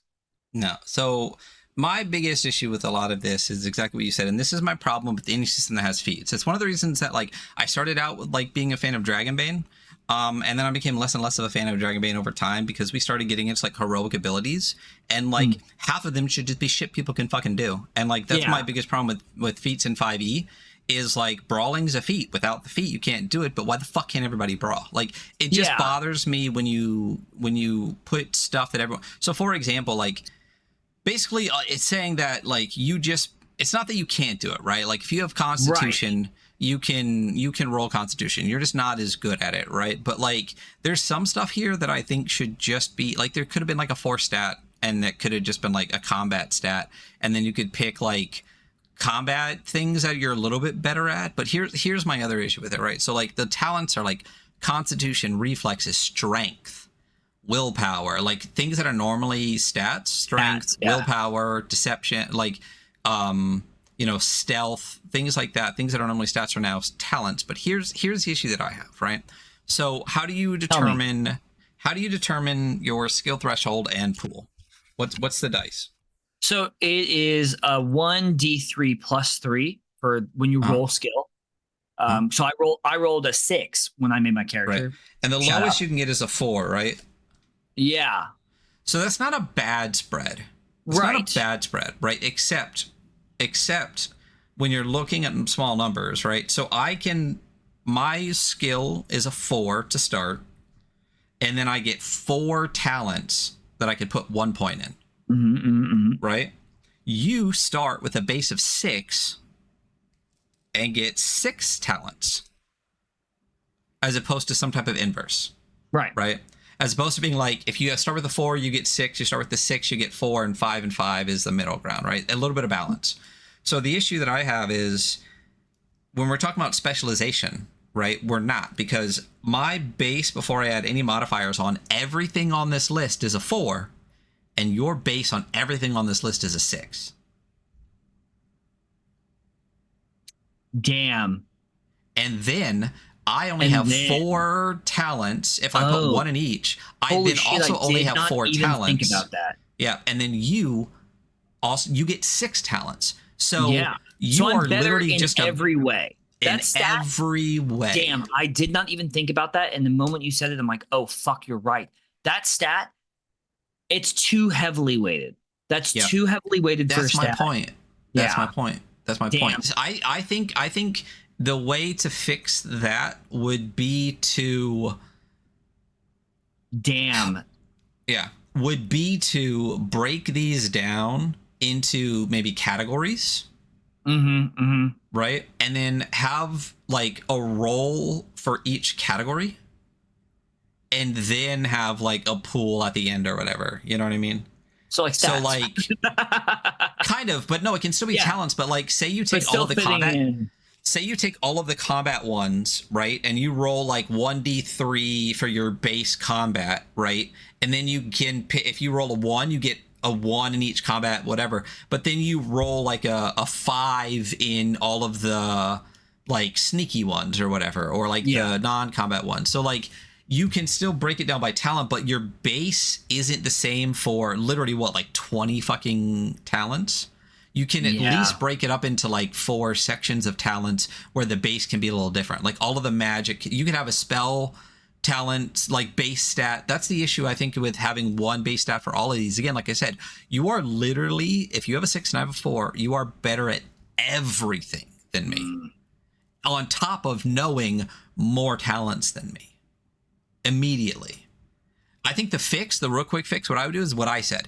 If you roll a 4, you get to pick 6 talents where you get a point in. And if you roll a 6, you get to pick 4, and 5 is a middle ground, right? So you have you have a lower threshold to start, but a higher number of talents you can be in. And the other one is you have a higher threshold to start, but a lower number of talents to be in. There's at least a bit of balance there. But again, if I start with a 4 base with 4 talents, you start with a 6 base and 6 talents.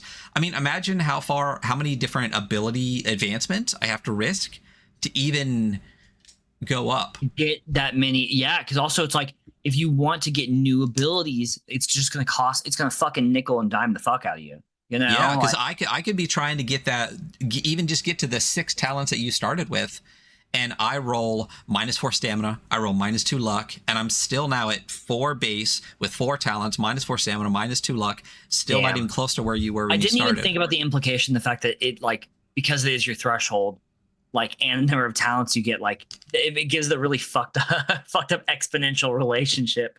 Yeah. And imagine starting with a low stamina too. You can't do spells. You know what I mean? You know? So well, you could. You don't have to spend stamina. You just can't. I know, spend. but you know what I'm saying. Yeah. Anyway, so that was my initial issue. Is I think the talents are. I think there's some talents in here that are too broad to specifically make them talents. But I know people that like skills and talents that like it that way, and that's fine. But I think the base threshold is. Yeah. Yeah. Yeah, you're right. I agree with you. Cool. But moving on for the sake of brevity, which we're all so good at. Spells. There's a bunch of talents. You can read them all. There some cool ones on there. They'll give you your character the feel that you want. I do agree that they could be a little bit more categorized and investing in categories. But whatever. Spells. They're also very, very mechanic-y. Yes. Everything is very mechanic-y. For a game that up until this point has been relatively free-form, kind of, everyone has literally been like, you get specific points to do this specific thing, to add this specific thing, to do this specific thing. And then tell me how spells are the exact same fucking way. Oh, I like Forbidden Lore, though, real quick. We'll talk on Forbidden Lore just because I think it's a funny one. Forbidden Lore is one of the talents, but right before spells, is roll under. You studied strange and mystic writings. When trying to understand something about the supernatural, you may have your GM test this ability, so the GM rolls, and hide the result.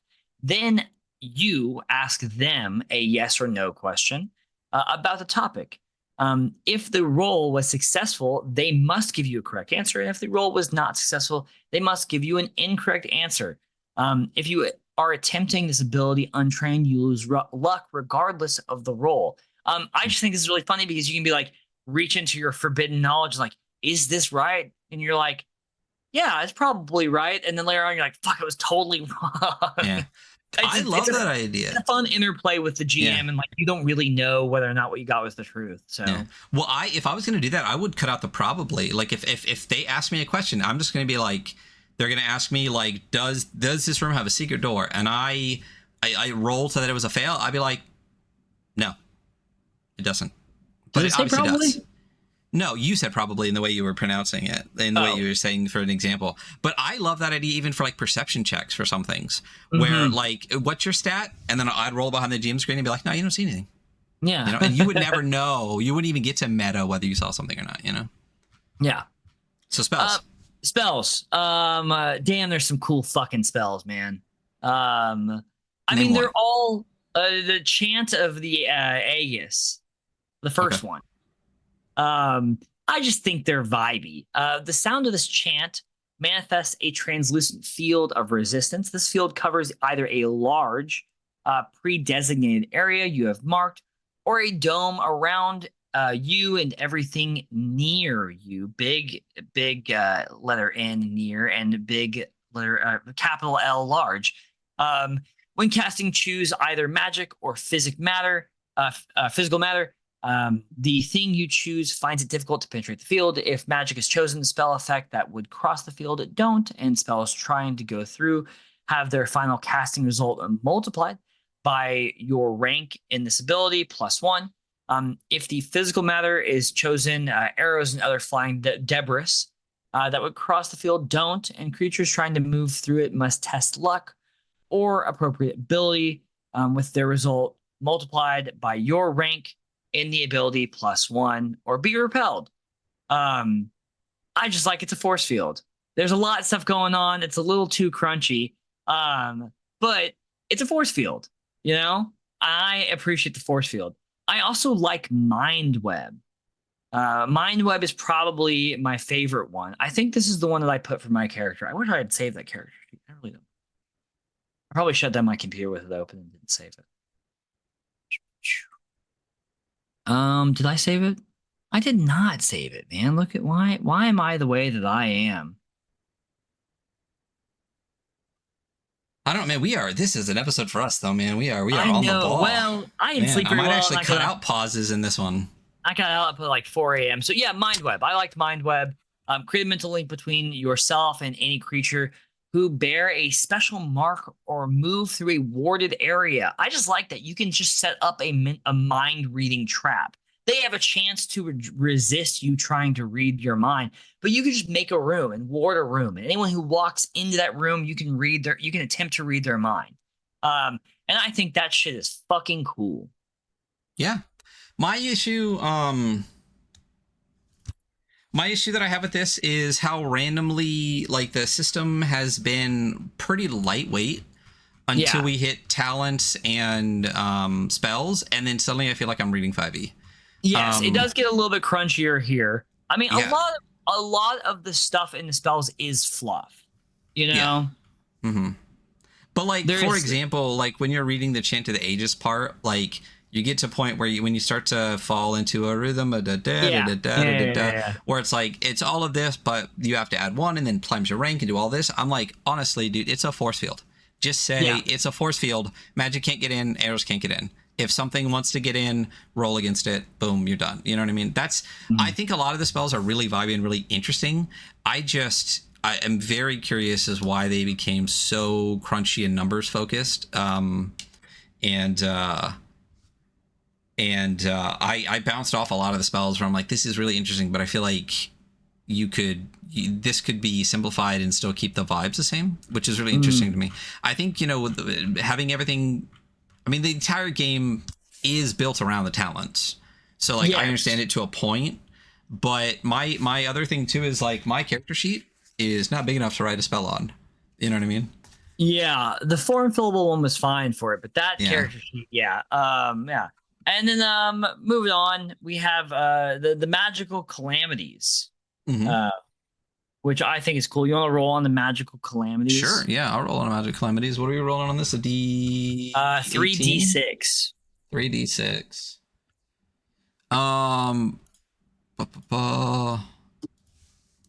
I rolled 13. 13. Go ahead and read off for me. I'm typing something in real quick. The spell is cast, but it affects unintended targets, or its effects are the opposite of intended. GM's choice exactly how the spell is reversed. Dig it. Yeah. Cool. It's a force field. Guess what? You're stuck in it now. Yeah, now you cannot leave the force field. Yeah, there's some fun stuff. So 10 and 11 are the high points on the bell curve for this. So for 10, roiling smoke pours from you, filling nearby area. It obscures vision and provokes fits of coughing. It takes an hour to dissipate. Great. If for being the mid-range, you're going to hit more fairly often. Like, that's a great one. There's not a massive cost to it. It's mostly an inconvenience. And then 11... and 11 is genuinely a good one, and it's very ridiculous. Nature inverts around you. Water turns to fire. Fire turns to ice. Barren ground grows plants. Lush vegetation withers and dies. Fucking absurd. Just like you're on, like you cast a spell and you're on the lake, and the lake around you turns to fucking fire. Yeah. Absolute weirdo nonsense. I love it. Yeah, but here's the thing. That's fucking awesome. That's fantastic. Yeah, it's great. That's how, in my opinion, and again, this is the way that I like Magic, that's just what one of the spells should have been. Like, that easy. Yeah. I don't, like I said, a lot of the spells get so much into, like, multiply X by 10 for your rank, and then subtract 3 from your ability to add 2 to your luck and stuff. And I'm just like, or ice turns to fire. Like, you know what I mean? Like, I definitely prefer, we both prefer, at least, I'm putting words in your mouth, a little bit more freeform Magic. Yeah. And it to me, when I first got to how crunchy the spells were, I was just surprised. But yeah. So, dude on the back of the book. I think you've seen this a couple times throughout. Great piece. Cool. Great piece of art. I love this. The Invasion. This is a red section. The last one was purple, I believe. So this section is color-coded red. I love that it's color-coded, by the way. I think that's fantastic. This is a great piece. It'll go into a piece by Mahar Mangahas for another narrative section here. And we're in the items now. So if you wanted spot art before, you got a shitload of it now. Yeah. Would have been okay to spread it a little bit more out through the book. But we're getting to a section now which is basically going to be tables for the next, 5 minutes. So items are interesting. Anything reasonable can go into an adventurer's pack. I like that. Basically, if it's an adventure equipment, like fucking, pitons and shit, you just have it. That's cool. But weapons are there. I think maybe they adapted like the Matrix or something for this. So dagger is 1d10 plus 1. Swords are 3d4. Spears are 2d4 plus 2. Staff is 1d6 plus 2, and a mace is 1d8 plus 2. Why? I don't have any idea, honestly. I was like, oh, that's fucking confusing as fuck to read, brother. And it's just like when you really look at the dice mechanics and stuff, an average of a d10 is what, like 5.5 or something, like 5-ish plus 1. So you're averaging a d6 on a dagger. But when you look at a mace, right, the average of a d8 is what, like a 4? Plus 2 is a 6. Yeah. Yeah. So like, it's just such a weird, if it's to make everything feel different, okay. Yeah. That's okay. That's a choice. Heavy weapons, same way. Two-handed heavy weapons, greatsword, 3d6, maul, 1d12 plus 2, axe, 2d10. It's just such a, I don't know. It's a very interesting spread. And I don't know if it's, my brain has not decided, and this will definitely be something that comes out in play, that I'd like that it's weird and quirky. Or I don't like it, one-handed weapon should all just be a d6. I'm torn. I think my biggest issue is that there's like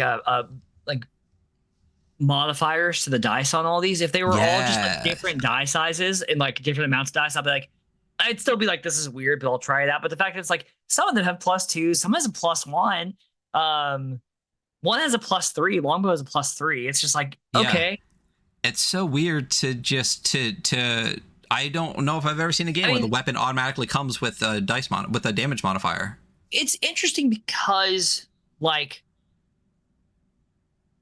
the floor for how little damage you can do is much higher than it would be in other cases, which kind of makes sense when you're talking about weaponry. It's weird sometimes when I hit you with a massive weapon, if it does 1 damage. Seems peculiar, right? Scrape. That's great. Yeah, I don't know how much my war. Yeah, I know. But you should more say like, oh, the great sword that I Mhm. I swing at you always does 3 damage at least. Like that makes At a lot of least. sense to me. Yeah. Yeah, at least makes a lot of sense to me. The spear that I stab you with always does at least 4 damage. Okay, you know, there is a line of logic behind it that I'm like, okay, I do. There's something here that I get. You know. Yeah. It's interesting. Yeah. Yep. It's interesting. Armor. I just don't know if I've ever seen a system like you said. Like I've seen systems where like a system that I'm working on, for example, like you roll a number and that gives you your damage, and then you add like +1 if you have a light weapon, right? But to say you roll d6 for your sword +1 automatically is just interesting because there's nowhere that the modifiers come from except for the weapons themselves. It's interesting. I like it because it's quirky. Yeah. Is one I want to see in play. Armor I will and shields. also say, sorry, one last note. Coming from the point of view of someone who runs a bunch of games, the only reason this bothers me is for running the game. Players, if you give them a weapon and you're like, this is how much it does, they will learn how much damage that weapon does. It'll be written on the character sheet, and they only need to. They'll stumble at first. They'll learn. People are not stupid. But like if they write down 1d8 +2, after a while they're gonna know each time. But when you're deciding damage as the game master, that's where I don't like having these weird, quirky damages because it's just like, fuck, what do I assign to each of these people, you know? And then I have to do the math for all of these people instead of it just being like, yeah, it's 1d6, it's 1d6 at advantage, it's 1d6 at disadvantage. I mean, I don't mind that, but I think that's if adding a +1 to a die roll really throws your math so it's not weird. That it's there's now so many different echelons of damage that you can assign to anything, not just weapons, but just things that happen, you know? I guess, but I think these are specific to weapons. Would you say that like a rock falling out of the sky has to have like a 1d2 +3 now? You know what I mean? Like, I would say that if I play Wolves Upon the Coast, I know how much that damage that does because there's only several damage bands and they're all laid out. I mean, it's one more thing for me to calculate as I'm running a game. It's a level of quirkiness, complexity. Like I don't disagree with you. Yeah. Yeah. I don't know. This is one I think that I lean more into liking it because it's different than not liking it. I do really like the fact that your weapons can't, like, very rarely are going to do 1 damage. In fact, do any of them? I don't think they ever can. Oh yeah, no, they never can. Love that. Even a dagger really will do a like minimum that. of 2. Yeah, I like that a lot. And again, like every dice is different, even if the averages kind of roll out to the same. So I really think it makes every single weapon feel different. Which is interesting. I just am generally in the camp of like all light weapons do d6, flavor it versus mathematically doing it. But it's interesting. I like it. It's interesting. Armor and shields. Worn armor comes in 3 types: light, medium, heavy. Big shock. You roll an armor die. Guess what? It reduces your stuff. Light is 1d6, medium is d8, heavy is d10. And shields are used to prevent all damage from a single application of force. However, when they are used, a player tests luck on a field. The shield is broken. Barry OSR. I like it. It's how armor should always work. Good fucking job.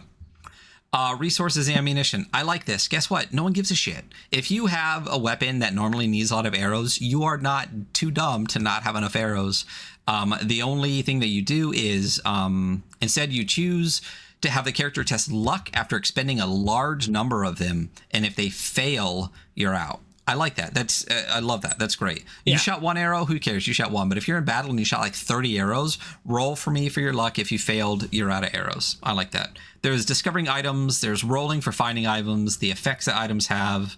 There's a magic items table, which I think is really cool and interesting, but also kind of like, I love tables where no matter what you roll, it always works. And there's some stuff on here that like makes me scratch my head. My first thought was, what if I roll a helm of null? Oh yeah, what's the null? Wait a minute. A helm of null crystal or something like that, right? So like I'm literally rolling a helmet that when touching it renders all things non-magical, makes it unable to cast a spell, except that the crystal effect gives you spells to cast. You know what I mean? A couple of things like that I'm just like, I think it's really fun and interesting. Like if you want to roll one up, so basically the way magic items work is there's a D24 table, a 2D12 table for the type of item, crown, talisman, axe, whatever. There's a 2D12 table for type and effect, which is basically it says prefix, and then there's a 2D12 table of the suffix. Suffix. Oh, that's what I was saying. So the suffix, which is 2d12. So I was saying of like, if I do the null of AZAG or of protection, whatever, like any of the ones that gives you magic, but it's built of stuff that negates magic. I'm like, would you just say that it negates magic except for what you're doing? You know, there's a couple things like that. But what did you roll up? Okay, so I have a helm of copper. And then the suffix of etherealness. So copper Helm of etherealness. Yeah. So while holding, wearing, or wielding this item, you would lose stamina. If you would lose stamina, reduce that loss by 1. Nice. Cool. Etherealness. At any time, you may test luck. On a success, gain the ability to pass through solid matter for 10 minutes. On a failure, lose half of your stamina rounded up. Yeah. It's an interesting way to do magic items because basically you're saying each item gets 2 traits. Yeah. Yeah. And the traits sometimes work really well together, but on this table, I tested a bunch of them. Sometimes there's a little bit of like friction between them. You probably could have dialed the second table in a little bit more. And I also think, it does say prefix and suffix. So like, I think it would have been interesting to, in my mind, like do the prefixes and then do the items and then do the suffix if that's how you're going to write it out, as opposed to doing the items and then doing the two. The copper helm of etherealness, not helm copper of ethereal. Yeah. But a lot of them are really interesting. I mean, you know, like I said, the crystal one that I picked is pick 3 random spells. Whoever is holding, wearing, or wielding this item has 1 rank in each of them. That's sick. Yeah, that's like a you really automatically good. Just get a rank of 3 spells. Like when you get to all of the suffixes are of something or someone, of reflection, of AZAG, or protection, of the netherworld. The really interesting, super vibey. I like, again, I wish magic worked more like this through the spells and stuff too. A little bit less crunch, a little bit more interesting effects. And again, like every single page on this has like 3-4 pages of spot art all scattered. I don't know why the red section got so much spot art and all the rest of them didn't. We'll cruise through some other stuff. This is the picture from the back of the book, the giant bat creature. Like just chilling. Love that. It's really cool. Yeah. The webs of Bizeron, another fantastic. Some of these header pieces before the narratives are such amazing fucking art. Another piece by Lex Mandrake called Ugg Spiders. Then we get into a huge section we're not going to go through. Maybe we'll touch on it a little bit, but it is all the tables for all the places. So this is like your Varn style world guide to fucking everywhere, which is great. And in the world book, in the first one, we're now into what all of that was. Like all of this stuff that we're getting into is all the fiction plus these parts. So, for example, it says below are the main regions known to the world, the Coin Roads, the Crescent Sea, the Verdant Basin, and it includes all like the cities and important areas of that with some spot art. And it's great. Yeah, I do like these little tables. I like it's like a little encounter tables for each area. I thought they were interesting. They give you some flavor. They also make it pretty easy if you wanted to iterate on them and make your own stuff. You kind of get a good feel for each city. And I do like that they have it divided up by like the areas by larger area, you know? Like, that's really interesting. I will say like Varn, on the other hand, you randomly generate everything, so it's not quite the same. No. It's just gazetteer-y, you know? Yeah. But I do like exactly what you said, that like there's an overarching area, then all the important parts in it, and each of those important parts in it has a D6 table for encounters and interesting stuff in it. Like, it's really cool to be able to just be like, we're here, we're there, boom, and you go. I think it's weird on page 46 how there's like a header for the Verdant Basin over a completely empty half of a page. 46, scrolling down. I did not deep dive this section, by the way. I did. Well, that header's on every single. Yeah, it's weird. It's weird there, but it's on all of the Verdant Basin pages. Also, put art. That's gonna drive me nuts. The Intractable General. This is a light blue section. A great piece of art with I love this spell art duel. Yeah. Yeah, I spell duel wouldn't we have- didn't read, but is a spell ability where you fucking duel. Yeah, It's and the cool. loser takes magical calamities. Like, it's so cool. I love that. I love that. People. People's an interesting section. Basically, this is the way that you can generate a bunch of NPCs, but the NPCs have matrices. Like, I've never seen this before, and I love it. I love it so much. This might be my favorite part in the entire book. So basically what happens is, do me a favor and roll 3d6. What? Yeah, 3. Well, is it 3 or is it just 2d6? So each is separated. Roll for the NPC column. So I need a background. Oh, yeah, I guess roll 3d6. Yeah. Cool. 3, 1, 6. So you are a step hunter. Duh. That's your background. Your motivation is you owe a great debt to a ruthless guild leader. And then was it 6? Yes. Yeah, and your entire body is covered in tattoos that you believe gives you powers. Okay? They So don't you get a actually give you background. power. You just believe that they do. Hey, maybe your belief is what powers them, okay? You know? Yeah. So you have a background, a motivation, and a unique trait for any NPC, right? So that's 3d6 tables. You have an endless number of NPCs, right? But then, right, there are plot hooks for all of the major sections we already talked about in the places section. So this one specifically is the coin roads, which is an area. You actually take the NPC's background and motivation, right? So what did you roll? A 3 and a 1? Let me look back. Yes. Yeah, step hunter. So you go on the matrice, you go down and you go down to 3 and 1, and it gives a specific plot hook for every NPC's background and motivation. So say you rolled a 5 and a 4, you would literally go down to 5 and 4, right? In each section of all of the plot areas you talked about before. There's plot hooks for every section for the entire matrice of NPC. Half of an empty fucking page here again. It's huge. Crescent Sea. There's like literally like great glaciers. There's just endless pages of matrices where you can mix up your every NPC with a different plot hook for each different part of the world. This is the strongest part of the book. Oh my god, how fucking cool. That is like one of the greatest ideas fucking ever. Like, use 2d6 tables to generate plot hooks for every area, and the 2d6 is generated by the different backgrounds and motivations. But on top of that, you yourself will also get an own unique trait that is just unique to that NPC too, because it's not affected in the matrix. Like, it's so fucking smart. I'm in love with this part. It's so fucking clever. I love it. It's so good. Yeah, this is pretty good. Hey, look, So good. there's Spotlight in 59. Yeah. The most random. Okay. Anyway, so this guy again, the guy in the back of the book again for a second time, and I think we're going to see him in the back for a third time. We see the same piece of art 3 times. The God in Silver. There's a really amazing looking like ironish looking golem shooting stuff out of his eyes. It's an insane piece. Another piece by Lex Mandrake. Then we get to the bestiary section. The bestiary section's interesting. I think they put this random piece of spot art over the yeah, I completely agree. Odds and ends.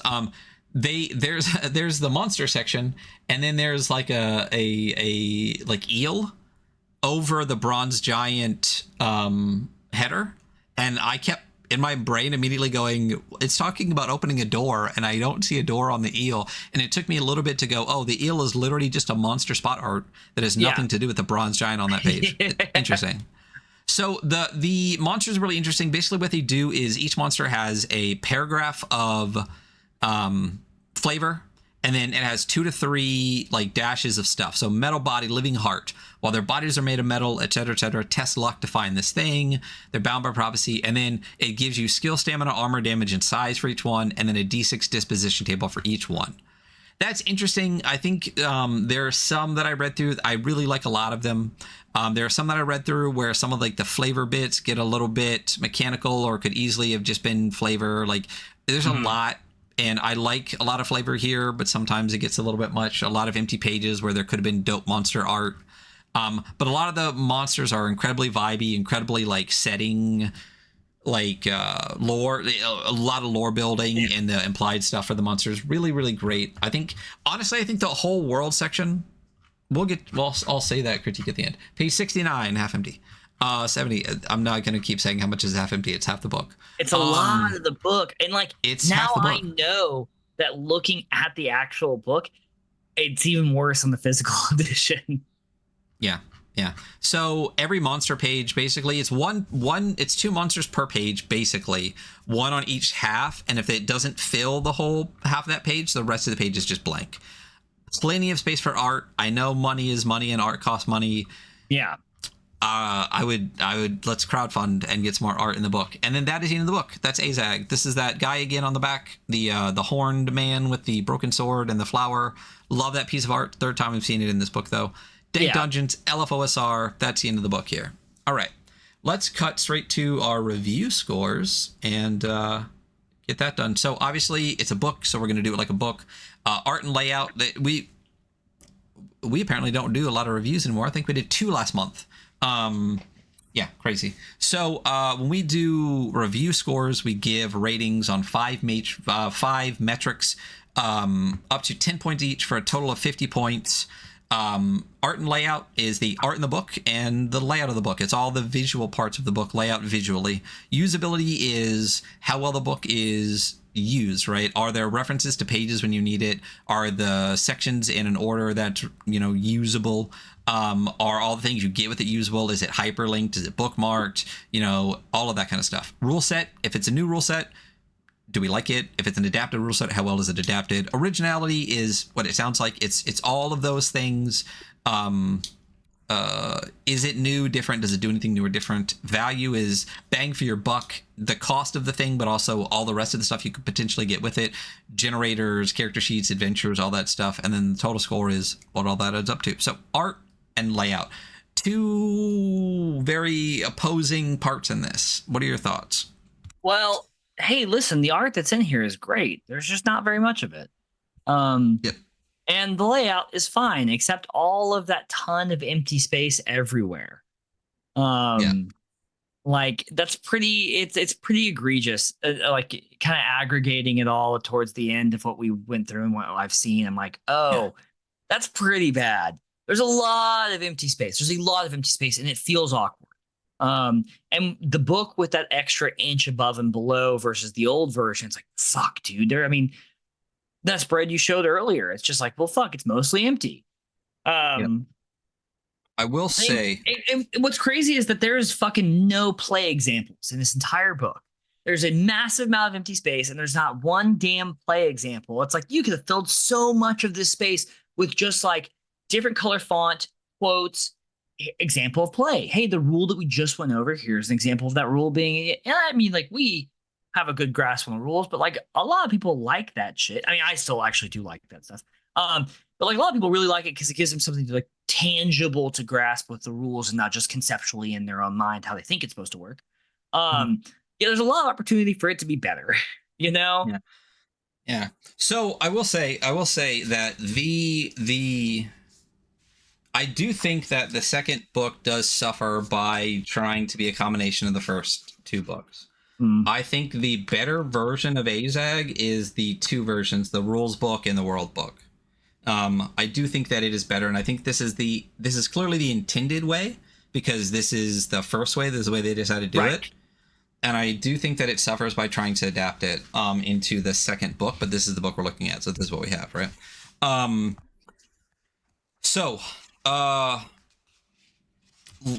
Art-wise, I think every piece of art in here is fantastic. Every single one. The spot art is great. The full art pieces with the titles for the narratives above them. Yeah, I think that's Logan Stahl. My fucking god, those pieces are amazing. The covers. This one specifically from is it Louis Mello? Yeah. I want to make sure I get that right. What did you say their Twitter name was? Party in the Front. Oh my god, dude! Their art is insane. Their art's so good. I follow them I follow them on every social media. I follow them on Tumblr. Yeah, so good. I think it sets the vibe so well. The art that's in the book sets the vibe so well. The narratives in it sets the vibe so well. I'll get to other parts. So the art is amazing. The layout, I gotta be honest, it's not good. It's not. I think it's readable. It's extremely readable. My issue is, right, so I'm saying throw more art in there. right? Art costs money. Okay. Here's the other thing you can do, right? You have 6 writers in the book. You know how many little blurbs, how many little like setting quotes, descriptions, things like that you could like sprinkle in there, a little bit more narrative in there. Like you said, play examples could be there's stuff. The other thing, the other thing that you can do when you can't afford a lot of art, make your layout more interesting, right? Like I have no problem with blank space on a page, no problem. But if you're going to have that much blank space on a page, use the blank space as layout. Hymnals, for example, had a lot of pages that had like one paragraph on it, and it never felt as if it feels because on purpose. You know why? Yeah, because it was on purpose. Because you know why? It's because they never put it in 2 columns and stuck it in the top left of the page. They would center it on the page a little bit more. They would do different things with it. And not only that, we've also read plenty of books where there's a lot of empty space. You know what they do? They put color in the background. They put design in the background. They tweak the layout to fill the empty space with literally anything but massive, massive swaths of plain white. And they know that because they do fill parts of that with spot art, right? Right. So if you're going to have that, right, fill it with something, fill it with writing, fill it with color, fill it with design, fill it with anything. If like, I know that art is expensive, not saying that was the thing that stopped it from being filled there, but fill it with words, fill it with background, fill it with literally fucking anything. It's just egregious because it's not a couple of pages. It's like it's not a couple of pages. Yeah. Half of the entire monster section is blank. Yeah. And if you're going to put spot art somewhere, the monster section should have a ton of it because I want to know what they look like in your mind, you know? But why did we get 15? And I like items, right? But it's not like they're unique magic items. They're bows and swords and stuff. And again, they're great pieces, but I would much rather have blank space in the item section because honestly, in a lot of the item section, they're filling spot that doesn't need to be filled. But all of the monster sections are empty. So I'm torn on this because I think the art is fantastic and the layout is subpar. Yeah. I'm going with the 6 for this one. God, I think you're being generous, but I'll go with it. Put it at 5 then. No. What was the last thing that got a 10? What did a review last? Art and layout? Fuck if I know, man. I'm going to give it a 6 just because the art is so fucking good, but just know that the art means is the layout really very good. If I was judging the layout on its own, it would have a 3 or a 4. I'm going to be honest with you. It's the layout's pretty brutal, so. Yeah. Okay. Usability. Well, so the new update digital, we don't have has bookmarks, right? Supposedly. The hyperlinks in the table of contents are probably fixed in that as well. We're assuming that's fine. Is there anything wrong with the hyperlinks in this one? They all work. Yeah, they don't work. Do they not?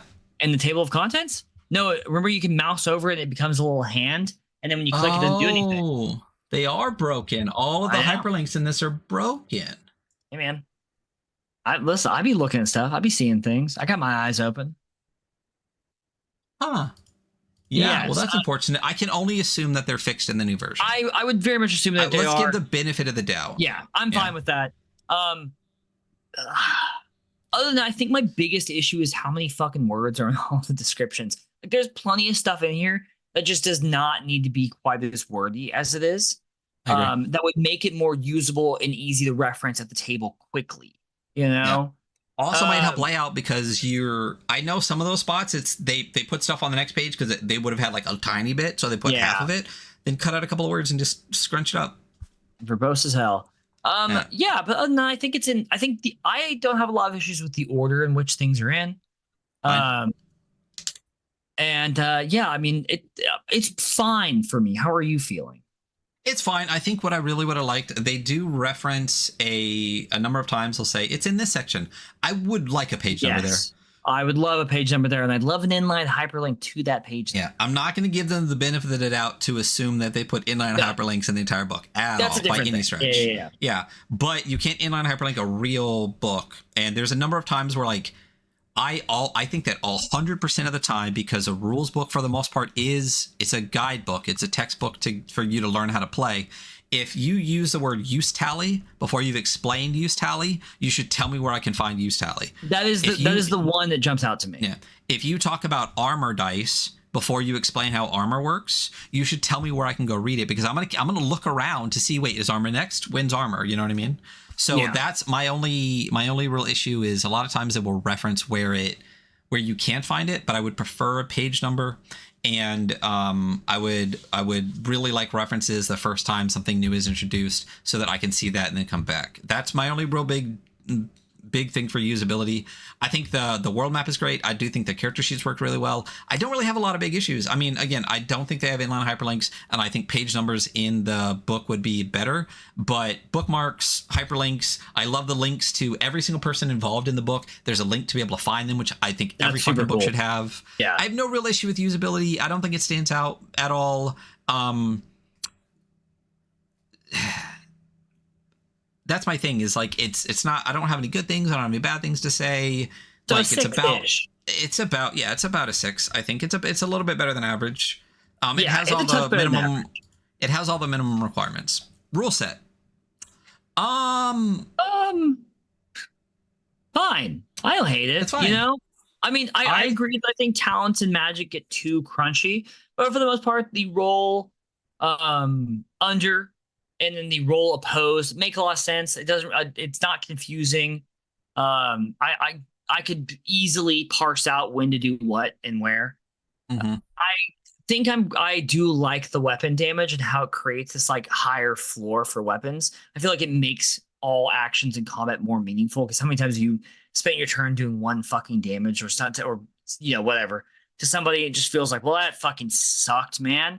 I'm okay with things being a little bit more fun. Or feel a little more meaningful. I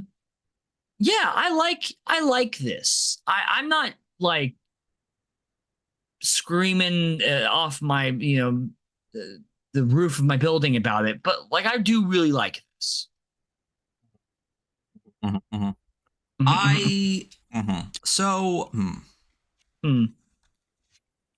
It's a weird one for me because I like that they do some things that are different. I really do, because I always love to see new interesting mechanics, right? Yeah. But I feel like there's just some parts of the mechanics where hello. We just had someone drop in the chat, and your fiction is fantastic. Thank you so much for writing it. Really, it's really fucking good. My issue, I guess, with the rules is like I like that they do some weird stuff, because I like weird stuff, but I don't know if I would use some of the weird stuff. Like I personally, I think I would try. Here's the thing with raw and system matters and stuff like that. Try it before you hack it at least once, because you might go, actually that works. You know what I mean? So I want to try the social encounter Texas Hold'em game. Yeah, I would like to try that. I want to try it at least once, but I feel like once is all I'm going to do. I think the initiative kind of feel like that. Yeah, I think the initiative system, the adaptation of that, where it's like by action type, is really interesting. Not a lot of games do it. I think some older games did it. So I think that's really interesting. A lot of the other stuff like time, distance, standard OSR, totally fine. I love the travel mechanic, the point crawl narrative. I think that's a really strong part of it. Very cool. Yes. And then the character creation part, my biggest issue with the character creation is, this, like the game is built around the talents and abilities, and I'm really curious. Like we said, like if your base stat is 4 versus a 6, you're shitty at everything comparatively, especially on a 2d6 scale. On a 2d6 scale, the difference between 4 and 6 is fucking huge. That's literally adding a whole nother d6, like a plus 2. You get a plus 2 bonus to everything. The moment you pointed out, I'm like, oh, the weight of that actually is crazy. Like crazy. Everything. You're better at everything. So like that to me like is really interesting. I mean, I like character creation. I think it's really interesting. I like, we said, skill, stamina, luck is a great spread. It's a really interesting spread in a game that's clearly it's a talent and skill. It's a skill game, not a stat game, Yes. So again, I'm torn. I really, really like parts of it, and other parts of it, like this is one that I really want to see and play. But I also think like character advancement, I think needs a complete readjust, because I don't understand why there's this weird level of brutality to it that makes you want to like not learn anything new. Right. And that's just for gaining new abilities. That's not for advancing current abilities that you have. But, right. But again, I started with only 4 talents, and you started with 6 only started talents. with 4 and I started with 6. So in order to try to even get to where you started, I'm risking my actual stats. Yes. So I'm torn on the rule set. I think there's a lot of fun, neat, interesting things. I think it's good adaptations of parts of Troika and some of the older stuff, like they said, Fighting Fantasy. but there's other parts of it where like I don't know. I'm torn. So I'm thinking of 6. I'm thinking of 6. Yeah. Originality. Okay. Here's where we're shining, in my opinion. Okay. Yeah, is the originality. I think that what I just said, the parts, let's go by section. So like originality in the rule set, I think that social encounter mechanics, people bitch for it all the time, and you get one. I think it's interesting. It works. I think it works. I don't think it works in the way that I want to do social encounters, but I think it's really interesting. Yeah, I do too, and I agree. Everyone's like, "Where's the social mechanic?" And here's one. And I feel like this is a cool one to like spark inspiration to create other social mechanics. Like I think your blackjack idea was really cool, and I think there's other directions to go from there. But yeah, that's pretty cool. Mm-hmm. I think that I love sword and sorcery games. I know that there are some out there, but like I honestly, as far as like indie games go, can you name me a bunch of like sword and sorcery, you know, like Moorcock, Howard, like style games out there? Because UVG kind of it leans more science fantasy in the same way that kind of Varn leans a little more not at all sword and sorcery. Exactly, science fantasy. There's a lot of fun, neat science fantasies. I think the setting. I also think the originality, like the way that they did the narrative and how much of the world building is in really great little blurbs, like almost like these tiny little short stories. So cool. I wish more books did that. I've said that over and over again. I could use that more in most books that we go through. It'd be cool to have little blurbs like that. Give me. No, keep going. I was thinking swords and sorcery games. I don't know. Is that what you were asking? I mean, I can think of definitely a few. I mean, Black Sword Hack's the first one that kind of hops out at me. Warplands is another great one. No, it leans that way a little bit more. Yeah, it leans that way. It's between this and like Merkborg for me because there's a little more brutality in that one. Yeah. But yeah, I mean, it's definitely, I know there's other ones I'm just not thinking of, but it's definitely not an overdone ttrpg genre, you know? Yeah. I dig that. I like, and I'm gonna give them the benefit of doing this too, of saying I love that they did the first version as a rules book and a world book. Yeah. And the way that they did the character matrices, I think is really fantastic. I mean, I do think it leans into a little bit like I'm sure there's some inspiration from the Troika backgrounds where you roll to get your background and stuff like that too. Right. So I think there's a lot of originality in the rules. I think there's a lot of originality in the art, the style, the vibes, the way that things are put together and laid out. So I think this is one of the parts where it really shines. What do you think? I've done this so far. You do this one.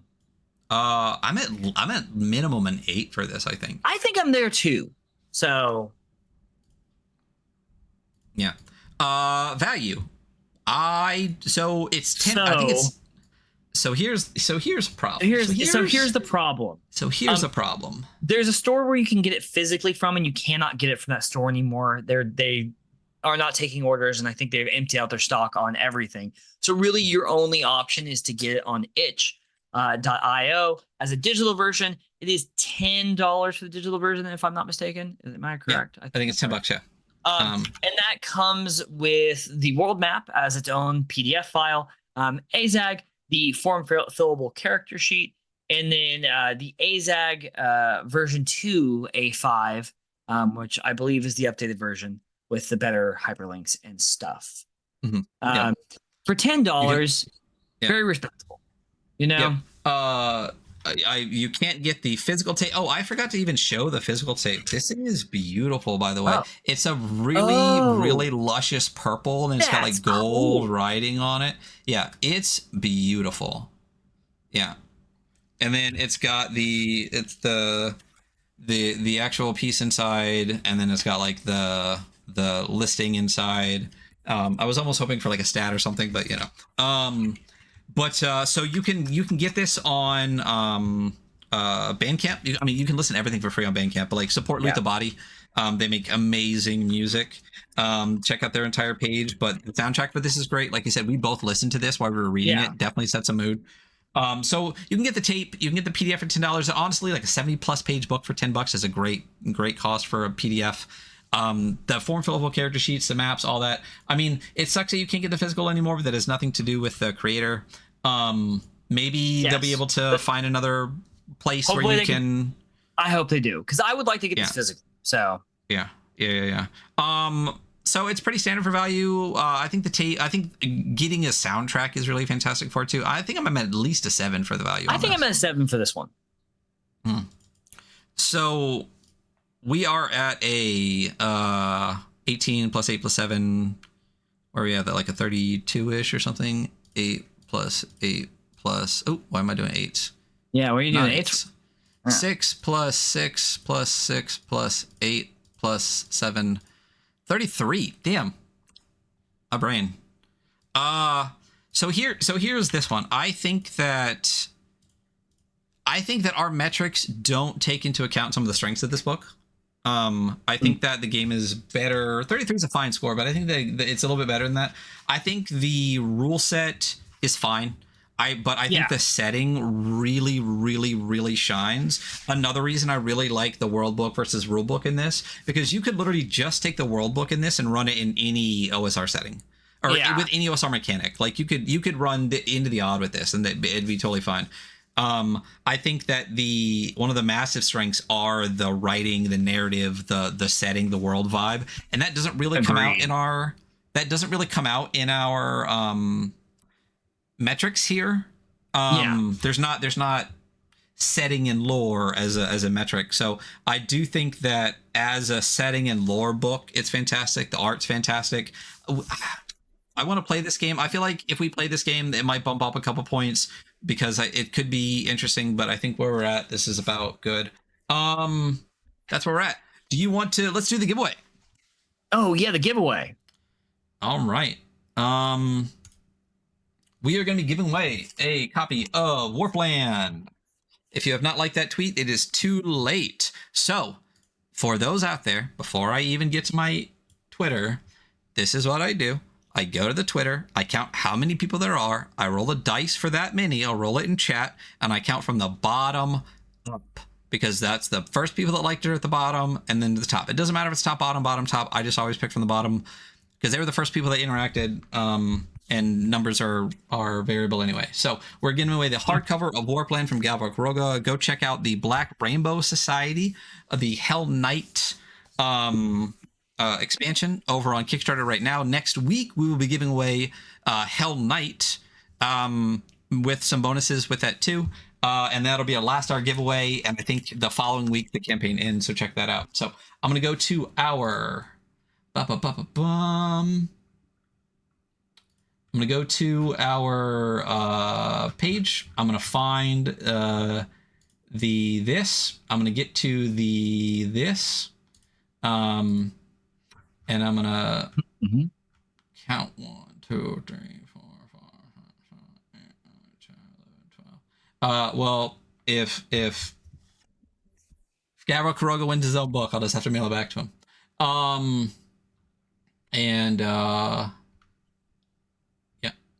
He also has, okay, listen, Gavro, you have 2 Twitters, one Gavroch Kuroga, one Kuroga Gavro. Pick one. I keep tagging one, and then it's the other one. Good tag both. All right. Yeah. So I'm going to roll. Let's go. You son of a bitch. Guess who won? I'm going to roll again, obviously, because Gavro can't win his own book. Because he can't win his own book. Oh, I thought you were going to say Ozo. 3, 4, 5, 6, 7, 8, 9, 10. No, it literally was Gavro. No, I told Gavro not to, I told Ozo not to, do this one. 2, 1, 2, 3, 4, 5, 6. Meat Castle, Christian Sorrell.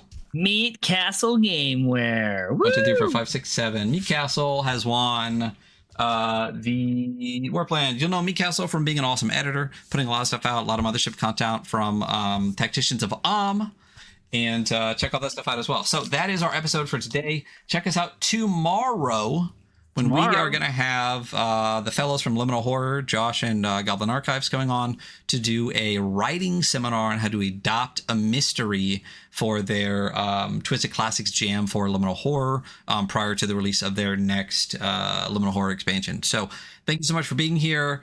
Check out AZAG. It's definitely worth getting, definitely worth checking out. The rules are interesting. The setting is fantastic. The writing is even better. That's it. That's us. I will see you later, buddy. Farewell. Bye.